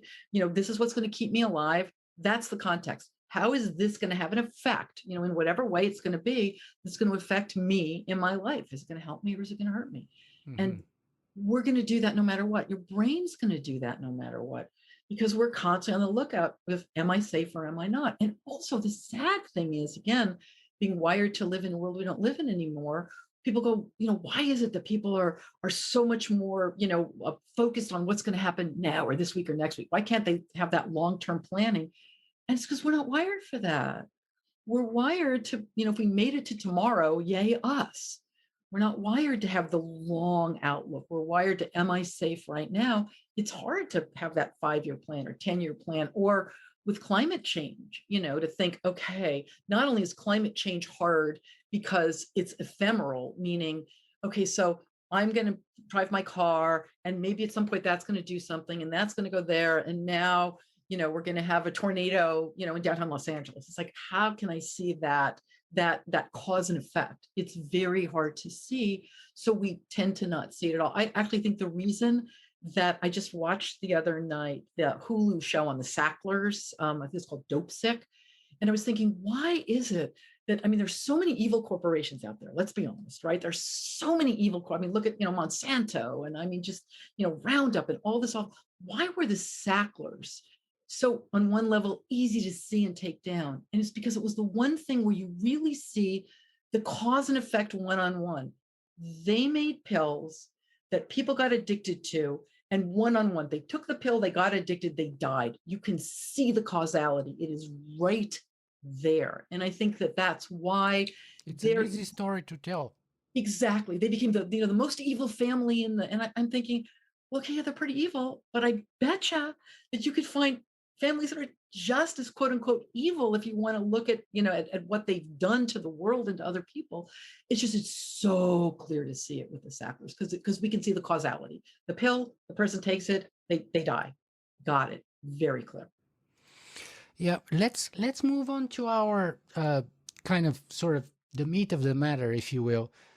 Even though I'm vegan, like, which is one of my kind of stories Metaphor. that I have embraced for the last 6 years. But anyway, how does story relate to technology? And is story not a technology itself? Is it not even the best technology, as I claim in my book, sort of outline so far? And here's what I mean by this. I have a little bit of a different definition of what story is than you. There's So, Kenneth Burke's definition of story is story as equipment for living. And my claim is that our equipment is kind of getting obsolete in the sense that the old stories that we've been using so far, which have served us well for many years, are kind of now not serving us anymore. So, in other words, they've gone obsolete. Our equipment is too old to serve us today. And so, and I think Kenneth Burke's definition is a good start, but I think Jeff Deschambault brings the essential elements together in defining story as information processing technology. Because stories about information transfer from one person or another, or from one timeline to another, from an older generation to a newer generation. But it's about processing. It's about that kind of change that you're talking about in the protagonist. That's the processing of the information. And the final part, the technology part, is that it's an invention of the human mind. It does not exist in nature on its own. And if we define technology as, for example, Angus Fletcher and Kevin Kelly do, which is technology is anything useful invented by the human mind, then okay. technology is a tool, really. It's an invention of the human mind, and it is very useful for our evolutionary survival. As you said, we are wired for story. We wouldn't be here without a story. Story is what makes us different from the other species. And so therefore it's a technology in that sense, just like and people struggle with like, how is it technology? But I'm like, well, just like software, it doesn't exist, because people tell me, well, story doesn't exist. It's not physical. I'm like, well, software doesn't exist really, but software is technology, and story is our software, really. Kind of like our software, neuro software, if you want to call it. The way we process is our software, is our story. And so my claim is that, so I start with story as defined as information processing technology. And I say that what makes it the most important and valuable invention, technological invention, is the fact that, there have been civilizations without the wheel. There have been civilizations without the internet. There have been civilizations without nuclear power or any other amazing technological invention you want to give as your candidate for the best invention. But I say there's never been a civilization without story. Exactly. Therefore, story is the most important and valuable invention that human species have come up with so far, and all human civilizations had story as the cornerstone, as the bedrock for the foundation of that civilization. I agree, but the only thing my only question for you is when you say, story is our like best invention, the most important invention. And I would say it's not an invention. It's how we see things. We didn't invent story. We didn't come up with what story is. Story is the same way we didn't invent sight, right? We see things. We didn't invent sight. We didn't invent hearing. We didn't invent sound. We changed sound into words so that we could make sense of things on that level. But story is literally how we're wired to make sense of things. It's not an invention. It's the only place where I take exception to some of what Brene Brown says when she talks about the story we tell ourselves. It sounds to me like there's intentionality there. We are intentionally telling ourselves a story. We're making some, and it's not true. It's the way that we have made sense of things. Now, definitely might have made sense of things wrong, right? Because all we can do is assume, what other people are thinking or why they're doing what they're doing. Because if we if we don't know why they're doing what they're doing, how can we function with them? How can we be sure we're doing something they're going to like and we're going to stay together? So we're constantly reading intent. We're constantly reading meaning into what other people do, because if we didn't, how would we know who was safe and who wasn't? But it's not it's not conscious, it's not intentional. We're not making up a story. It's just the way that our brain processes information, to go with your I totally agree. It is the software, but we didn't invent the software. It evolved. That's what we've got. And when you're saying some of the stories don't work, you're absolutely right. I mean, I think most of the stories that civilizations, especially some of the civilizations now, are built on are damaging, are I think, I mean, I personally believe, I mean, in this country, we are built on racism. We are built on racism. We have systemic racism built into everything that we do. It's invisible. I think that on top of that, with the stories that we tell ourselves, that worldwide, the last acceptable, and I don't know how you pull this up, bias is misogyny. We're built on misogyny. We are built on that. Every religion is built on it. Every society is built on it. It's it's horrific. So yeah, I'd love to change the stories. I would love to change them in such a big way. But Well, my wife doesn't do dishes and doesn't do laundry and doesn't cook. So we're trying to change that story. I One, mean, but just you have to say that. I mean, just say that's fabulous. You have to say that. I mean, because it's so deeply built into all of it. I mean, find me, talk to, find me any woman who, no matter what, I mean, maybe if you isn't going, if only I could lose that 5 pounds. I mean, we are so built from the time we're tiny, not because, I mean, I firmly believe that gender is nothing but a social construct. 100%. There is nothing in the male or female way of seeing things, that isn't purely a social construct from the time we're tiny. But again, once we're wired for something, when we take that in as small children, not as, well, this is kind of what this particular person or society is teaching me, is this is the way it is. It's so hard to pull it up. I don't know that you can, because so much is built on it. It's the bedrock of how we see things. So yeah, I do think we need new stories. 100%. I completely agree with you. right. But before we get there, though, Tell me. where does the relationship between story and technology come into play? And how does it do that in your view? Because just to supply one example of a person that we both love and admire deeply, Seth Godin says that, for example, Facebook and Google are not a triumph of technology, but rather a triumph of storytelling. Well, and I love Seth Godin. I do. I think the problem is, I think the problem with all social media is that, as I was saying earlier, we're wired to live in a world that we don't live in anymore. And we're wired to live in a world of one on one. And when people can go out and say anything, anywhere, anytime, I think that that is incredibly dangerous. I think what we've got with social media is incredibly dangerous. I have such a hard time with it. I think that notion, the Mark Zuckerberg notion of, well, true ideas, the truth will win because people will see, it just isn't how we're wired. So, I mean, I left Facebook, I guess 2 or 3 years ago. I would never go back. I think it is one of the most dangerous places on the planet. I wouldn't go back for business reasons. I wouldn't go back for any reason, because it puts, not only does it put misinformation out there, forget that part of it, but the algorithm, talk about technology that is so incredibly dangerous with Google, with Facebook, with YouTube, is what's doing us in. I firmly believe it. I think it is so incredibly dangerous. I think we were much safer without it, for obvious reasons. Look at the world right now. But to sort of put words into Seth Godin's mouth here, the way I interpret what he's saying is that, really Facebook and Twitter and Instagram did not come up with anything really unique other than simply come up with a new platform for storytelling. Oh, absolutely. That's And 100% so, true. and gave people sort of the idea or the presumption that they can really control their own stories.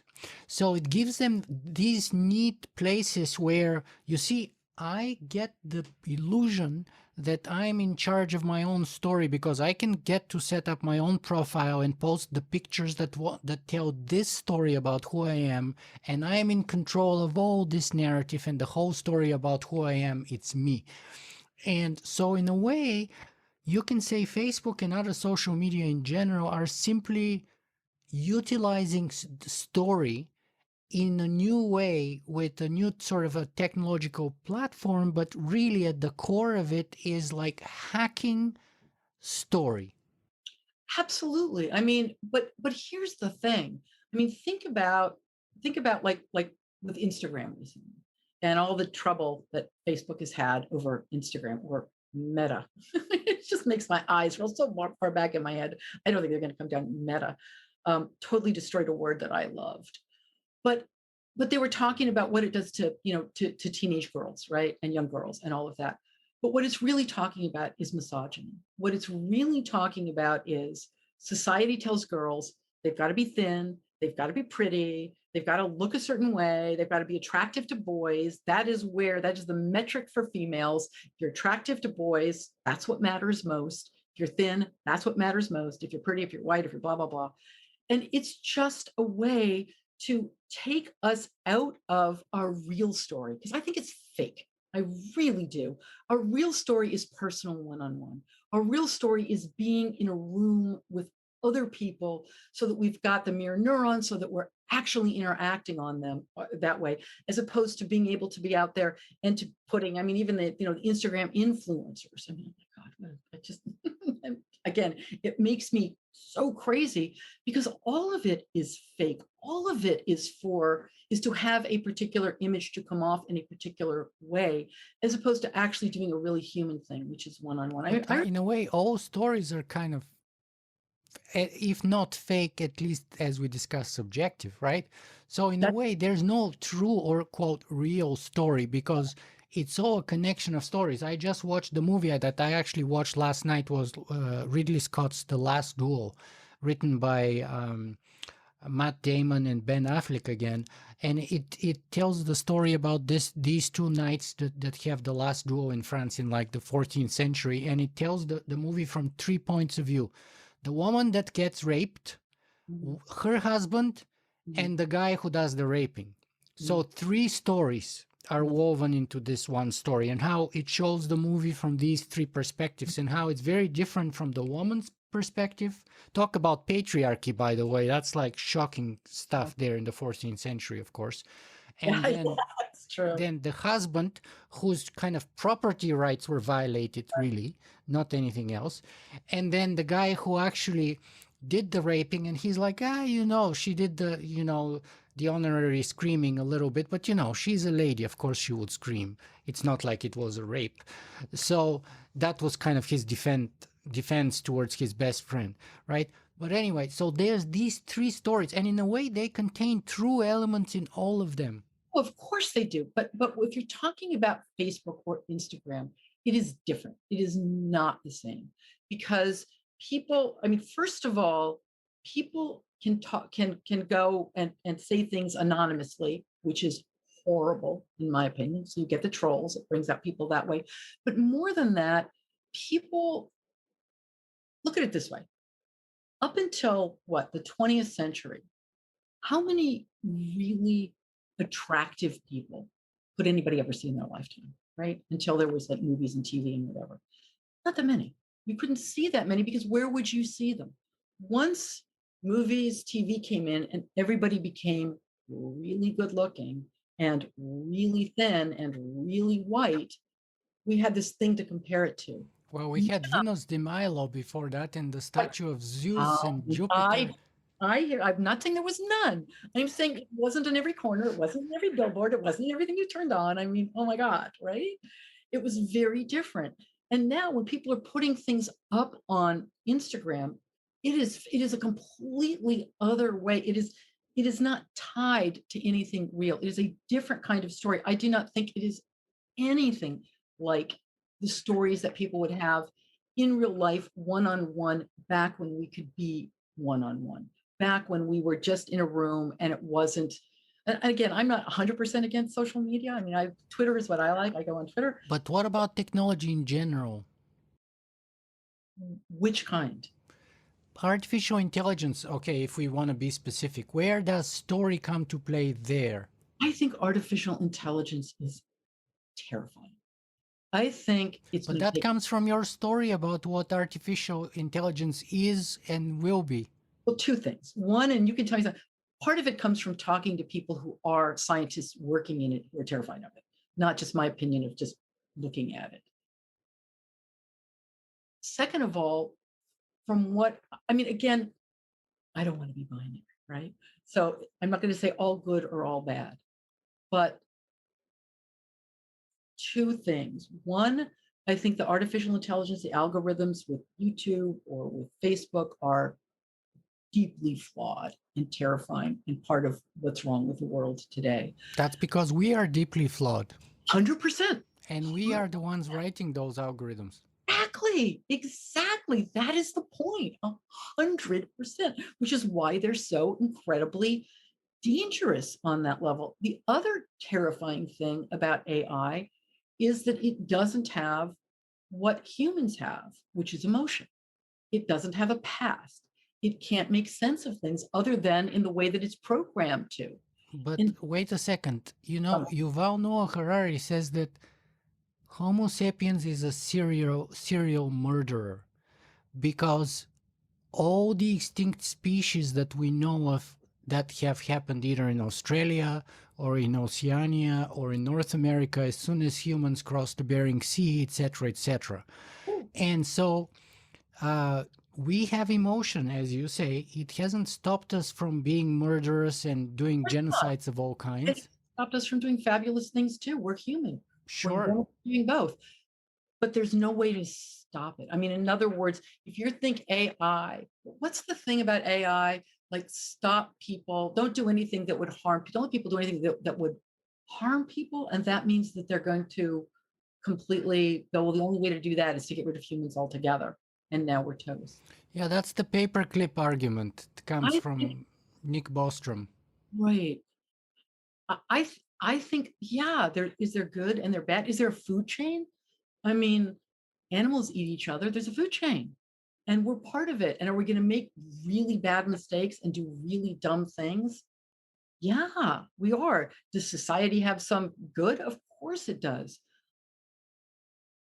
I personally am terrified of, well, let me ask you a question. And here's what I want to ask you. How would AI make it better? If AI doesn't, like, two questions. How would AI make things better? And since we're still human and we've still got the whatever it is that made us, have genocide or makes us kill each other. And again, if you look at who kills each other most, it's mostly men. So maybe if we could flip things and not have a patriarchy, maybe things would get better. But so what's the real boots on the ground thing that AI could do that's going to solve that problem? What does that leave us? What does that make us and how does it get solved? Well, there have been many answers proposed to that question, but I want to flip it a little bit differently because it's also a very nice segue to the next question that I have. And in my kind of flip, you will get where I stand here. And this is a quote from my outline from, I think it's chapter 11, which I call the AI story. So it's the last paragraph that I finish with, and it is this quote. In other words, the dangers posed by AI originate in the same place as the dangers posed by humanity, our story. If, like the human story, the AI story ends up as one of uniqueness, exclusivity, progress, supremacy, dominance, alienation, teleology, manifest destiny, and godhood, then we can expect a similarly destructive impact. Therefore, to minimize suffering and improve our own chances of survival during the turbulent 21st century, Both humanity and AI must embrace a new story, one that is decentralized, non singular, non hierarchical, non speciesist, non dualistic, and non exclusive. Because a multiplicity is ethically better than a singularity, and because it is safer too. Okay, but here's the thing. Everything you just said is conceptual. How do you do that? What does that mean? What is AI actually like boots on the ground doing your life, my life, everybody's life out there, especially considering that we're all at each other's throats at the moment? Like, see, that's my problem with generalities. That sounded great. How do you do that? I have no idea how you could create a world that was, I mean, all I want to do is a simple thing. I want to flip the patriarchy. That Well, seems easier. It's a one thing. How do you do that? How do you meet people? How do you do that? and you flip the patriarchy the same way you flipped gay marriage, which is, as you say in many of your interviews, with the Will and Grace effect, right? So you had a story that flipped the public perception of gay marriage. The same happened with slavery. You had a new story. You had Harriet Beecher Stowe, which is, as Lincoln said, that very small woman that started that very big war, right? With a story, with a novel. It was even it wasn't even necessarily a real, like, accurate story. It was kind of fiction. Things. I mean, what you just talked about would change the systems of everything, right? It would change education, it would change religion, maybe get rid of it, which would be nice. It would change, how we eat, it would change. How do you do that when everybody's got their own fiefdom? Everybody's got their own world in their head. I mean, the notion of gay marriage is one thing. It's one thing, it's one stream, and it ran through a lot of stuff. And it's the biggest. That's why my plan is so grandiose and maybe arrogant, you could say, in some way, or at least the Yeah, task is so demanding because it has to be such a huge story. Let's look at it this way. So you can break history in two ways. So first, let me do the smaller slice. The 20th century is really a struggle of three stories: capitalism, communism, and fascism. Fascism was the first story that went dead. We still see some traces, but mostly it died with World War II. Communism followed it, in 1981, maybe until the late 20th century, and then capitalism was declared the winner, and Francis Fukuyama declared the end of history shortly thereafter, right? End of it. So that was kind of a clash of three gargantuan stories about how a society or a civilization should, not only could, but should be organized collectively at the civilization level, whether it's fascism, communism, or capitalism. Now, I think in the 21st century, that story of capitalism is really falling apart. It's really unraveling. And we can see that happening all around us. All of our institutions are no longer up to task. So we need a new story. Another way to break that clash, by the way, if you look at it much longer time frame than just the 20th century, you can say that really there have been two stories in the history of humanity so far. The first story is religion. Religion guided us and organized us as a civilization for many thousands of years. Then we had the Enlightenment. We had the scientific revolution, which coincided with the Industrial Revolution. And for the first time, whether you want to call it science or whether you want to call it capitalism, we had a new revolutionary story that denied the validity of the old story and provided a new guidance, a new script, if you will, of how not only we could, but we should be organized as a civilization. That story brought us here where we are today for the last, let's say, 300 years roughly. Well, that story, useful as it may have been, is now falling apart. And the old stories are no longer useful. So we need a new narrative, what you would call the third story, perhaps. right. But I mean, I would like to see. I mean, but here's the thing. What would you have people do? I mean, looking at when you were saying, okay, gay marriage, yeah, absolutely, or ending slavery, yeah, that's one thing. Is it going to have layers that impacts all sorts of other places?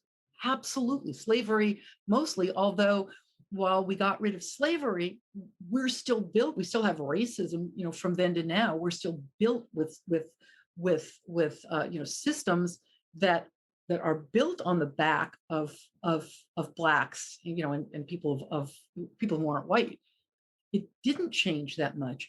But I think in order to make any change, you got to figure out, okay, what is the one simple thing that people can do and can wrap it around, and they can go, okay, yeah, I'm going to get behind it and do that.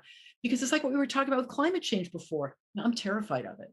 I'm glad I'm old. It's like it's an awful thing to say, but it's like, oh my God, I feel so sorry for my kids and the world they're going to have. But I don't know what to do exactly. Well, you're a storyteller. You know about the power of story. We need I to tell. So you have those people who deny the evidence of climate change, right? Because their story does I not recognize the evidence that we take to their story. But even if they did, though, not the point. Even if they went, yeah, I believe you 100%, and now they're on our side 100%, what would they do? My point is, there's no one thing we can go, yeah, I can wrap my mind around it and I'm going to make gay marriage illegal. Or yeah, I'm going to wrap my mind around it and now we're going to make slavery illegal. Those are simple things. You got to find, even if what you want is, I mean, obviously, all of us, there's no one thing that anybody can do, that would stop climate change per se. But if all of us were on that same bandwagon and found the door to go in that's going to open it up, and now everybody else is going to follow, and maybe those other layers would start going, wait a minute, if we did this, we could do that. Maybe we won't fly so much. And maybe, I mean, the problem is our whole world is built around the things that cause climate change. So it's a massive change. I actually think the only thing that's going to change it is something that is outside of our control, like literally outside of our control, whether it's another pandemic. I mean, that was a chance. I mean, imagine if somebody had said But before, it is, as Epictetus says, it is not the things that happens to us, it is the stories that we attach to them. right, but look at it this way. Look, think about the pandemic, right? Now, before the pandemic, if somebody had said, okay, whatever your industry is, let's imagine now that for the next month, everybody in your industry is going to work from home. People would go, are you insane? We can't do that. What do you mean they're going to work? That could never work. And yet, because we had no choice, now I would have loved to have been a social scientist in the past 2 years.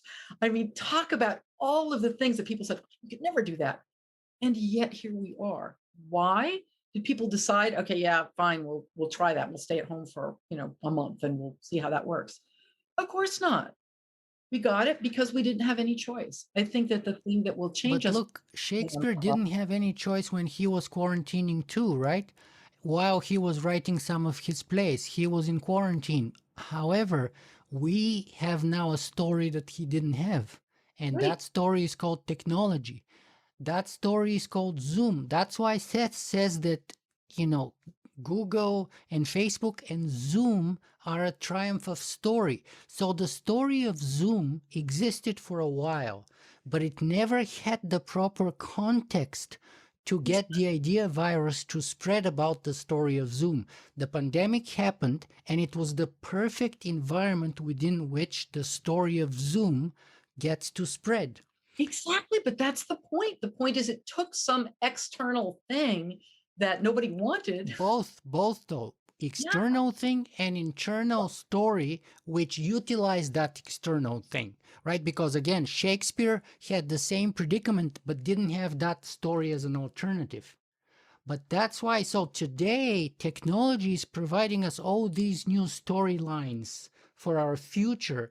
That Shakespeare and the Greeks, Pericles, when Athens had the plague, they didn't have those options, right? Because the story of technology was not giving them these new narratives that are now open to all of us.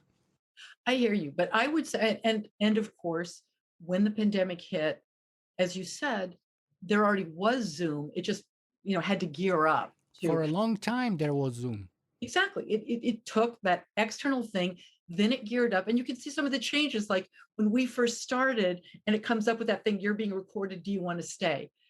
when the pandemic started, that button wasn't there. People would record you whether you knew it or not, or you could see the little recording button, but it didn't ask you. Obviously, something happened, and they realized legally we better put that button there. So yeah, it improved because again, there was no choice. And I think that that's often, again, that is the heart and soul of story. We are dealing with a problem we can't avoid. How do we deal with it?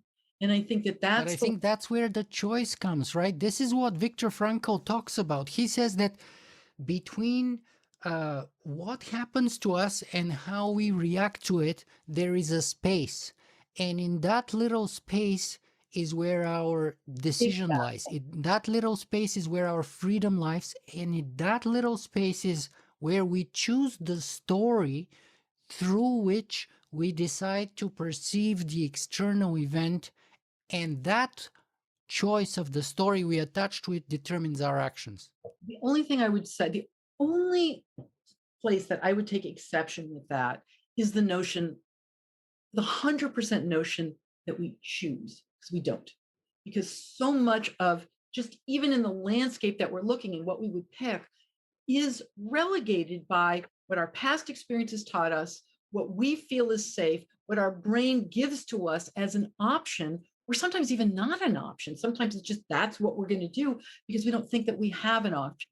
It's not like, I think one of the biggest problems we have is thinking that everything is intentional. We stop and as I said, I love Brene Brown, but it's just that notion of the story that we tell ourselves as if we have sat down and decided it, and we don't. It comes from what our past has brought in, has recorded as this is permanent, this is the way the world is, these are the choices that you've got, and then we can go forward. But it isn't like that level playing field that we were told. And to me, that's the problem with the quants, and that's the problem with data, and that's the problem with, we can just look at it and it can be, we'll do the the pro and the con column, and then logically we're going to figure it out and everybody's going to come to the same thing. It's like that guy that the neuroscientist Antonio Damasio writes about, who had he had a brain tumor and they removed it. It was benign, and after that, his life was just falling apart. He lost his job, he lost his family, he lost all his money to con artists. He was living at home with his parents. His parents called Damasio in because the government had said, like, we're cutting off your disability checks. Like, what are you, a malingerer? And so Damasio ran a long battery of tests, and what he discovered was that Elliot was the name of the guy. Elliot had lost the ability to feel and process emotion. And the key thing is, thinking about this in terms of data, he's still tested in the 97th percentile in intelligence. He could enumerate every possible solution to any problem you could toss at him. He just couldn't pick one. Because what allows us to pick one is our emotion, and where emotion comes from is what our past experiences taught us. Emotion is what telegraphs that meaning, right? Like blue pen or black pen. If I'm gonna redo my file folders again today. He said, like, he'd go from restaurant to restaurant, at lunch looking at menus, but he never went in because he didn't know what he felt like eating. It all comes back to how you feel. The key thing here is emotion isn't the monkey wrench in the system. Emotion is the system. And that's how we make the choices, not necessarily consciously, not like it's that level playing field. We do not have a level playing field. We never had a level playing field. It doesn't work that way. What we have when we make a choice is what's left of all of the experiences that we've had that our brain, limbic system, thought was important enough that we needed to remember it because that might help us in the future. That might keep us safe in the future. And that's what we use, not consciously, but that's what our brain uses to help us decide what the hell to do when life has thrown us a problem and we really, aren't quite sure what to do. So you think you kind of pushed forward the opinion that maybe we don't have a choice. Now, this is one area where we would disagree because I come from sort of like the ethical Stoic philosophy background, or maybe even Buddhist/Zen Buddhist background, which tells me the story that we do have the choice to choose our emotions. And I grant you, it's super hard. It may be too hard for most of us. And yet there's those people who inspire me that they have managed to do it. People like Viktor Frankl, people like Epictetus, people like Epicurus and Socrates and so on. Can I say one thing though? Just one thing. Sure. I think every person you've mentioned is male. We see the world from a male point of view. So I'm really sorry, but I absolutely cannot go there with you because Thank you for that. Thank you. men are terrified of emotion. And they're really taught that if you want to be strong, stoic. I cannot deal. Stoicism, how horrible is that? You're going to hide inside everything you feel and just seem, I don't mean you, obviously, I don't mean you But that's personally. not Stoicism, by the way. That's only the misperception of Stoicism today. And Yeah. there are many female examples of Stoicism. I'm sure that there, and I'm curious to know what it is today. So I want you to tell me that. But just, I'm sure that there is. You will always find women who are doing the same thing as men, because on that level, going to be an honorary man, because that is what we have been presented from time immemorial as. This is what it is to be human. It's like, for instance, I'll give you a really silly, for instance. If you notice, and I've been watching this for a very long time, if you look at the cartoons in the New Yorker, right? If you look at the cartoons in the New Yorker, and who doesn't go through and read all those cartoons? I mean, because they're usually pretty funny, you'll find that almost all of them, when it could be either gender, right? When it doesn't have to be male or female, it's and whether we're talking about horses, dogs, people, it's going to be two men. And the reason is because if you see two men doing something, you think, oh, that's how people are. I always think if they flipped it, made it two women, they'd go, oh, what are you telling me about women?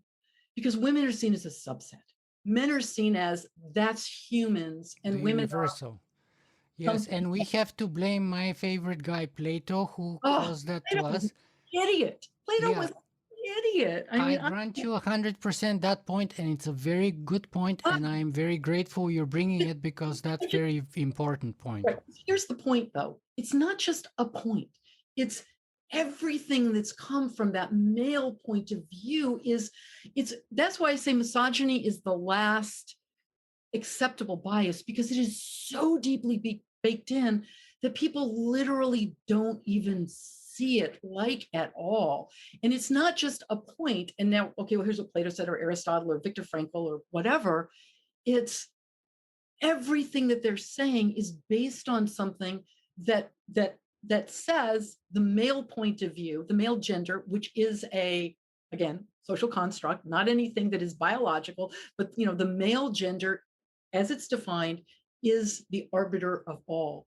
And it goes into everything. And in my opinion, on some level, I don't want to hear it anymore. I'm just so tired of it, because it doesn't, not only because of the way it looks at women, and it makes me deeply, deeply angry, but also because I don't think it's true. I think, again, that's why what the cornerstone of Western civilizations, everybody started with, which was Plato's like reason versus emotion, is biologically wrong. We don't make decisions based on this notion of reason that is false, that is made up, that has nothing to do with how humans process, could process, should process anything. And bastardizing and saying that emotion is something to be suspect, and that we got to keep it down. It's that's the myth. Biology I is agree. I agree completely so. with what you just said, that it's not either or, but it's both. And by the way, Stoicism is not a denial of emotion as the modern bastardized interpretation of the term has come to be. Being Stoic doesn't mean to be emotionless. The core of the philosophy of Stoicism is to learn to differentiate between, quote, the things that we are under our control and the things that are outside of our control, and to start accepting the things that are outside of our control, to stop wasting our time on those things and instead to focus on the only thing that the Stoics say we control, which is our own minds and our own choices. I mean, I would agree with you. I mean, that's right. That's the serenity prayer, right? I mean, Exactly. Yes, that's the modern embodiment. Yes. but here's the thing, not a bad idea, although I think it can be hard to figure out what one can and can't control. But the notion that that came back to that we can't control our emotions, that's just not true. I mean, depending on what you mean by control one's emotion. I mean, people tend to hear that as they'll go, don't be emotional, calm down. And I always want to go, dude, you do know calm is an emotion, don't you? Because we are always feeling emotion again. And yeah, just to be really clear, it's both and, reason and emotion, but emotion's the decider. Emotion is always the decider. As I was just saying with Elliot, if we couldn't feel and process emotion, you couldn't make a single rational, logical decision because emotion is what telegraphs meaning. I mean, it's not some arbitrary, like mold that's just going to get on it and just the goal is to subvert logic. It isn't. It lets us know what things mean to us, which is why we could never have that ones and zeros, way of looking at things because things are always going to mean different things to different people based on their past. Nothing's ever, would you want a world where everything meant the same thing to everybody? It would be awful. We'd have nothing. It would be stasis. But it would be nice to have, I'm sorry, last thing I'll say, I promise, it would be nice to have some sort of ethical imperative. I agree with you. I do think, I think we're here. I mean, I'm a total atheist, complete and total atheist. Can't even go to the word spiritual, but I think we're all here to help other people, to try to make it if you're not trying to make it better, what's the point? But you see, that's kind of the conversation that's kind of been at the crux of the existence of all my work for the last 12 years. And that's to bring the story of ethics within the context of technology. Because my whole thesis for the last 12 years or so has been that technology is necessary, but it's not sufficient. It's not enough. And you can have the best possible technology, but if you put it, which is how we do things, but if we screw up the why, you're going to end up doing more damage than good. And the why comes from your story. The why comes from your ethics. That's my story of choice. And now I'm just struggling to see if there could be a story that could potentially be the solution that we're looking for. Because I agree with you, I think right now in the title of your book, which is a must read for everyone, I think, is Story or Die. I think we are as a civilization right now at that crossroad. Story or die, literally. And I kind of came up with this conclusion about 5 years ago. Then when I saw your book, I was like, how freaking perfect this is. And basically, if we use the old story, I believe, which has brought us thus far, we're going to fall apart as a civilization. It may be even the extinction of the human race. It may be even the extinction of all life on our planet. That's how bad it could be. However, I think, and while granting that story is both the poison and the cure, if we are able to come up with the good cure, the appropriate story that unites us as a civilization and helps us see that cooperation is the path towards, and what makes people cooperate is stories, basically, as we know.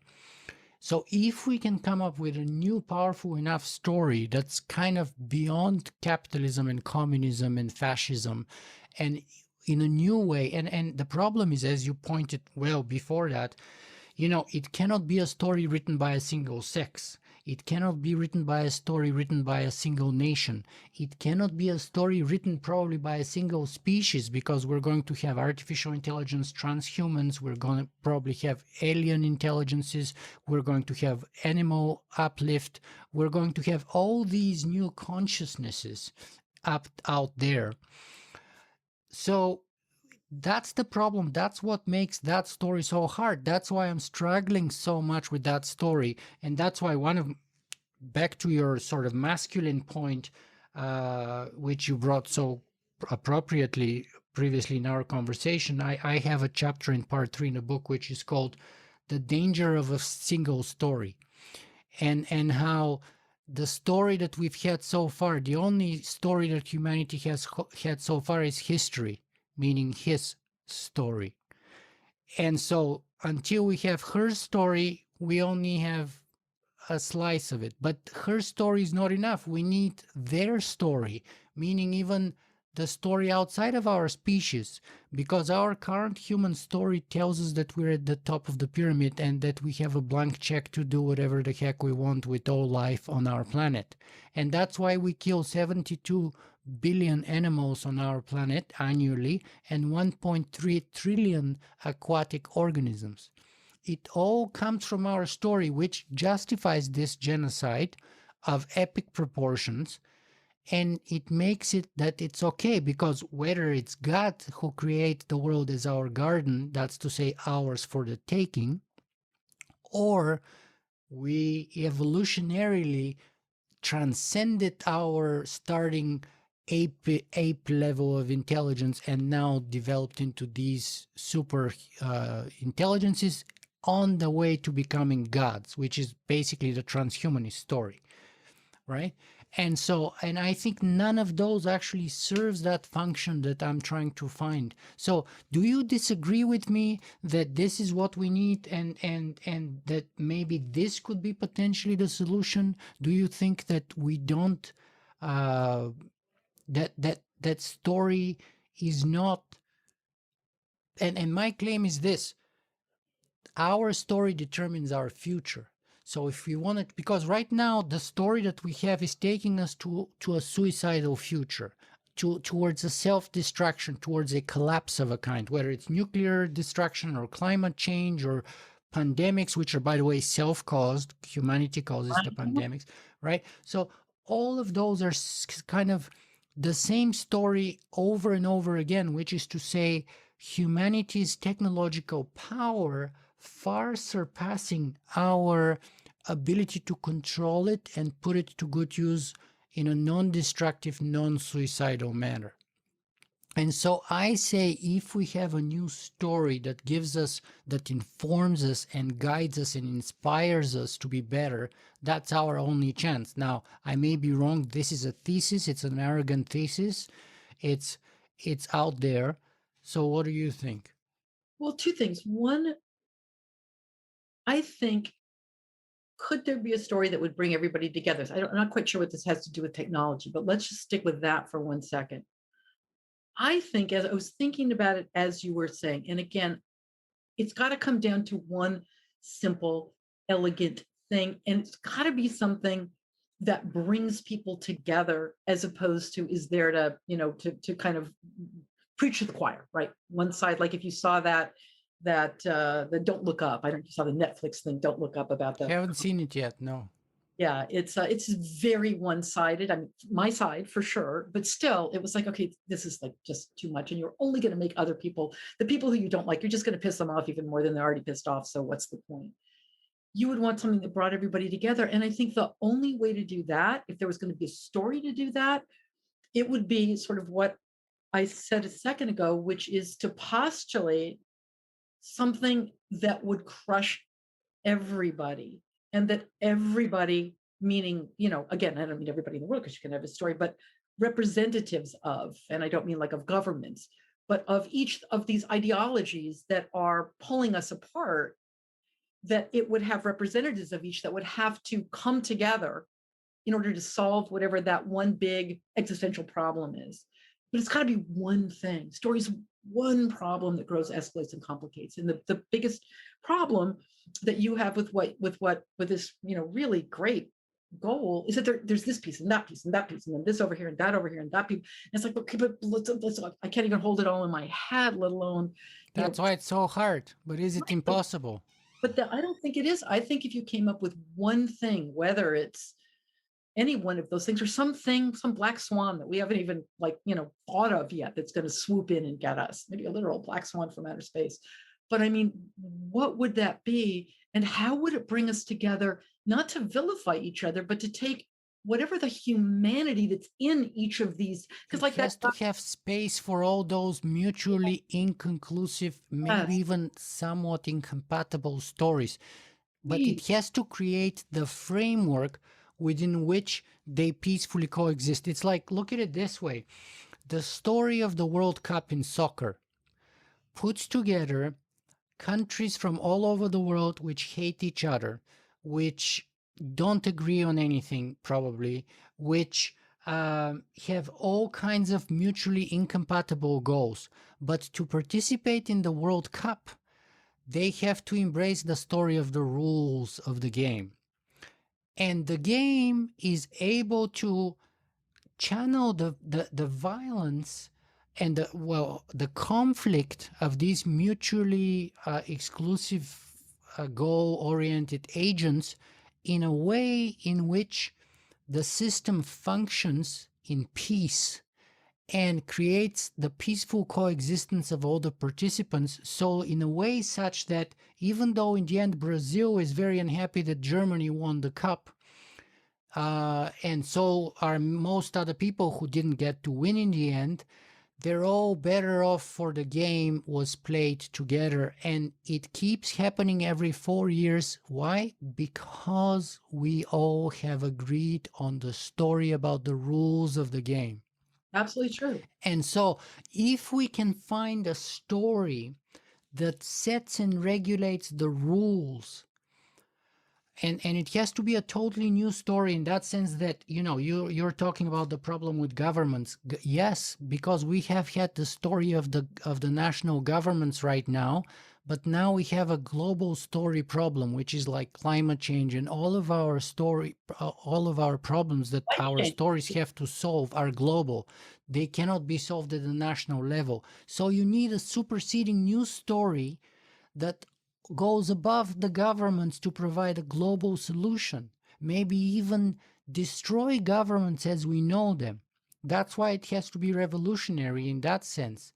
But there has to be something happening that, again, a problem that people can't avoid, that is pan-human, pan-world. But there will be something happening. We live in a world where the current pandemic would be a piece of cake in the next 10 or 20 years, because when you have technological change and rupture, future shock, as Alvin Toffler said, revolutionary change does not happen without friction. Well, exactly, but that's the People will die on massive scale one way or another. The only question is it going to be towards something better or not? and is it going to be people dying because of some climate thing or some disaster, or people killing each other because of the climate thing? Sure, or it could be an AI giga war. Look at it this way: in the Enlightenment or slash the Renaissance, the life expectancy dropped down by almost 10 years to 33, especially in Italy, and men above 18 were an extinct species almost, because all of them went to war and all of them died. And so in that period, which we call the Renaissance, which was this kind of very artistic and sort of revolutionary period in so many ways, it was a most brutal and violent war period of all against all. As Niccolo Machiavelli said, it was a dog eat dog kind of a world, right? But that also gave birth to all this art and these incredible accomplishment and Leonardo and all that stuff. And he was, of course, hired by the princes to create all kinds of military war machines together with his art. And so what I'm saying is that if we can, but you had this story about the Renaissance, you had this story about the Enlightenment, you had this story about science, and then eventually came the story of the Industrial Revolution and the story of capitalism. And then you had the novel as an idea which literally invented human rights, and so on and so on. And all these things came together and brought us where we are today. And that was kind of measurable progress, right? In so many ways. And even though we still have a long way to go. And so I'm just saying there's got to be a way, there's got to be a story we can come up with, a new set of rules that inspires and informs and motivates people to take the next step without self-destruction. I mean, yeah, like I said, I think that you would need to think of one unavoidable problem that is everybody's facing at the same time, and that there's something they can do something about, as opposed to with this where you can get, vaccinated or not. And I do think we're at game over. I do. I don't think there's any way, considering how unsustainable what we've done is, how much it's like capitalism. We've got to grow. It's got to grow. It's got to grow.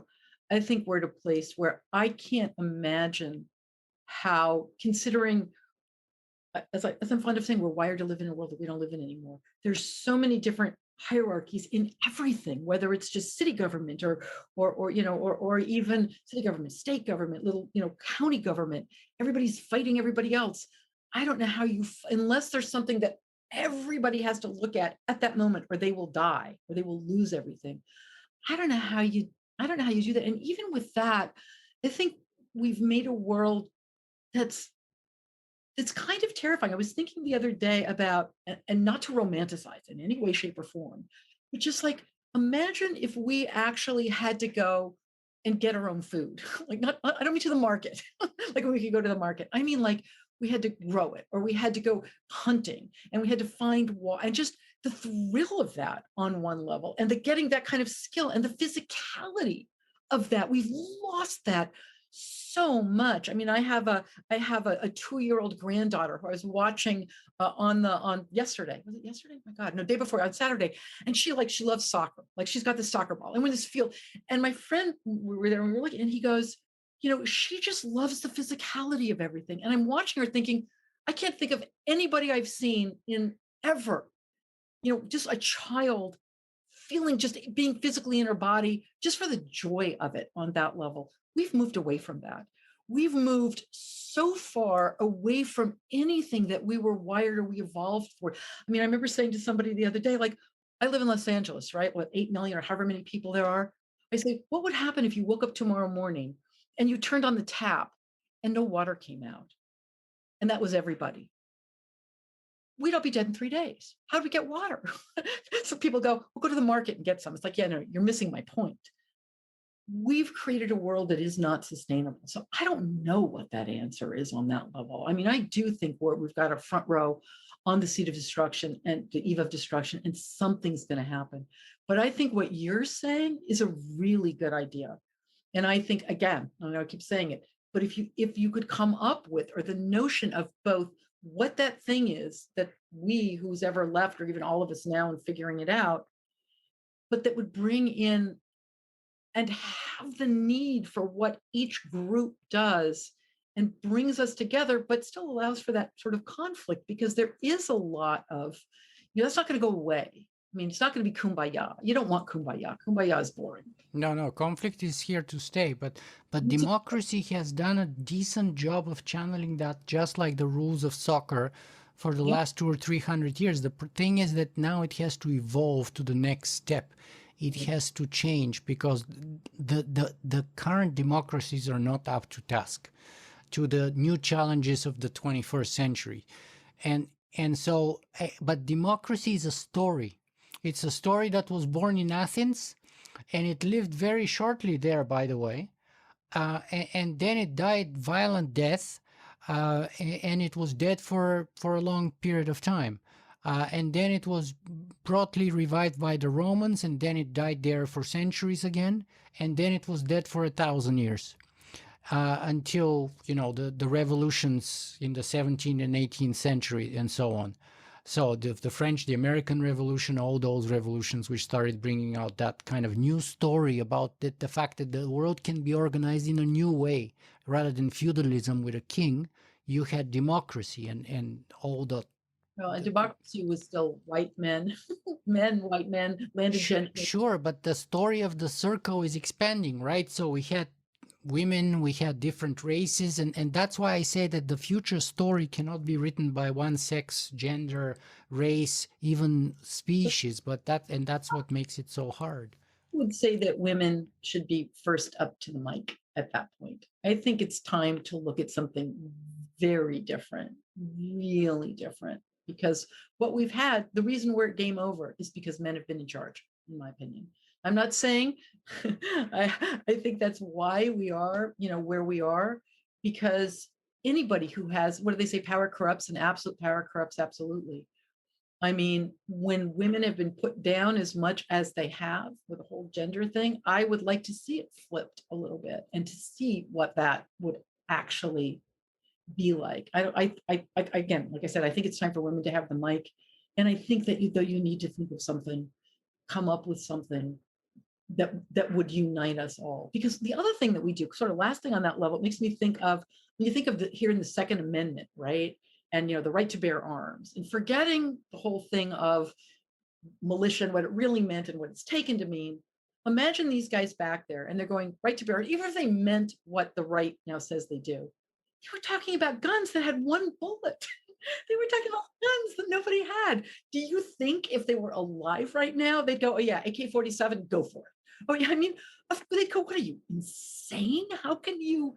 The point is, we tend to pull forward what we want to pull forward and then have it take hold and keep people down, even when things change in such a big way, like with the AK-47, etc. You're right. We do need new stories. We can't. In other words, the old ones can't expand to fit the reality that we're in now. And I think that's No, what. they're obsolete. Our equipment for living, as Kenneth Burke called story, is obsolete. And that's why we either rewrite that story, or we die. Right, but I think what you're saying is it's not our story equipment; it's the story that we're telling ourselves right now. Yeah, The yeah, story that we locked ourselves into is killing us. You're right, 100%. sure. And it's come us, it's brought us that far from the dark ages, and it's not gotten us far enough, and we've oppressed many genders and races, etc. But it's done some good and some bad, terrible in on both ends probably. But it's taken us out from the caves, but it's no longer useful.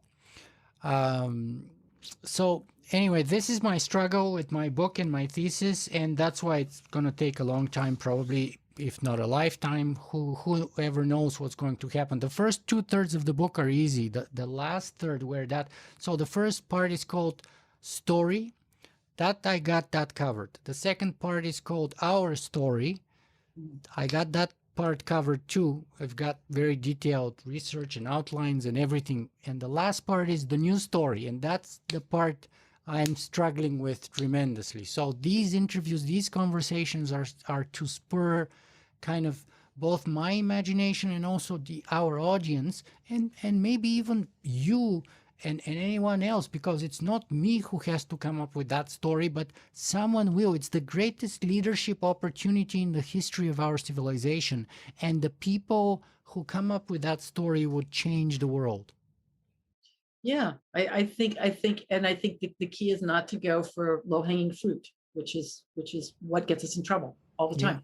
yeah, That I agree. I agree with you. Well, Lisa Cron, where can people find more about you and your work?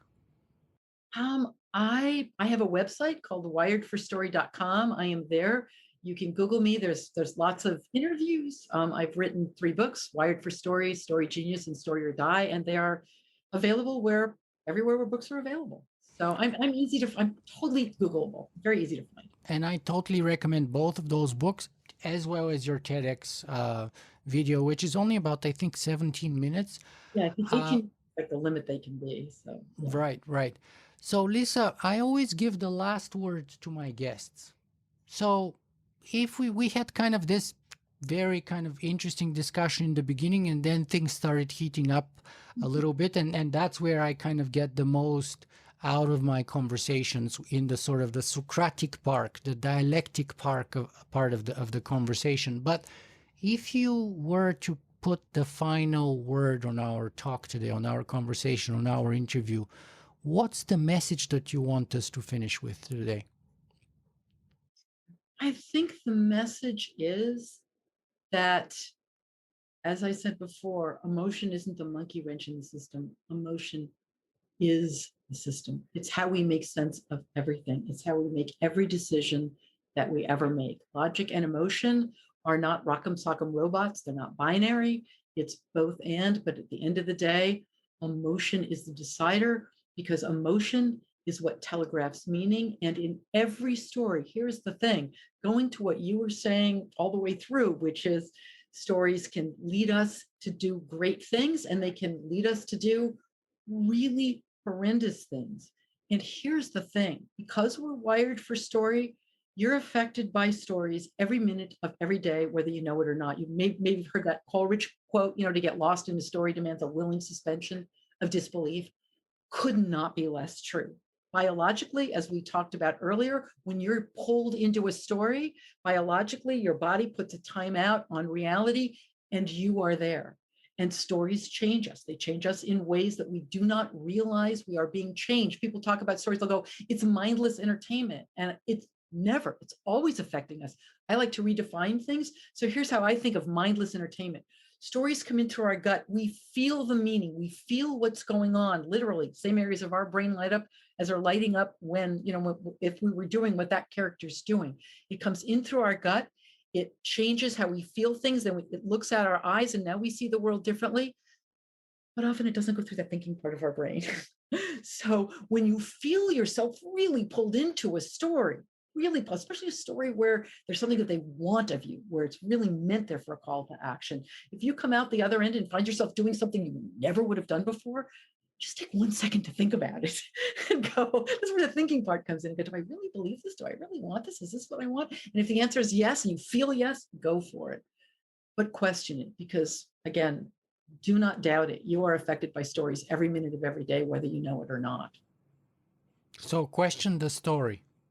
When you come at it the other end, whatever feeling you've got, especially, I mean, if it's a movie or a book, it's affecting you that way too. You want to question it, but especially if it's something that's coming from a politician or a televangelist or a marketer, really stop and take that big breath and go, do I believe this? Because like I said, it's affecting us whether we know it or not. And most of the time, we don't know. Lisa Cron, it's been a fascinating conversation with you. I, as you can see, I haven't gotten my story right quite yet. I'm actually not even close to it, perhaps, but hopefully we're getting somewhere with these conversations. And anyway, I know that I have learned tremendously a lot from both of your books and from your TEDx talk, and I really appreciate your time of being with us today. Thank you. It was a real pleasure. I love to talk story, and you were fun to talk story too. Thank you.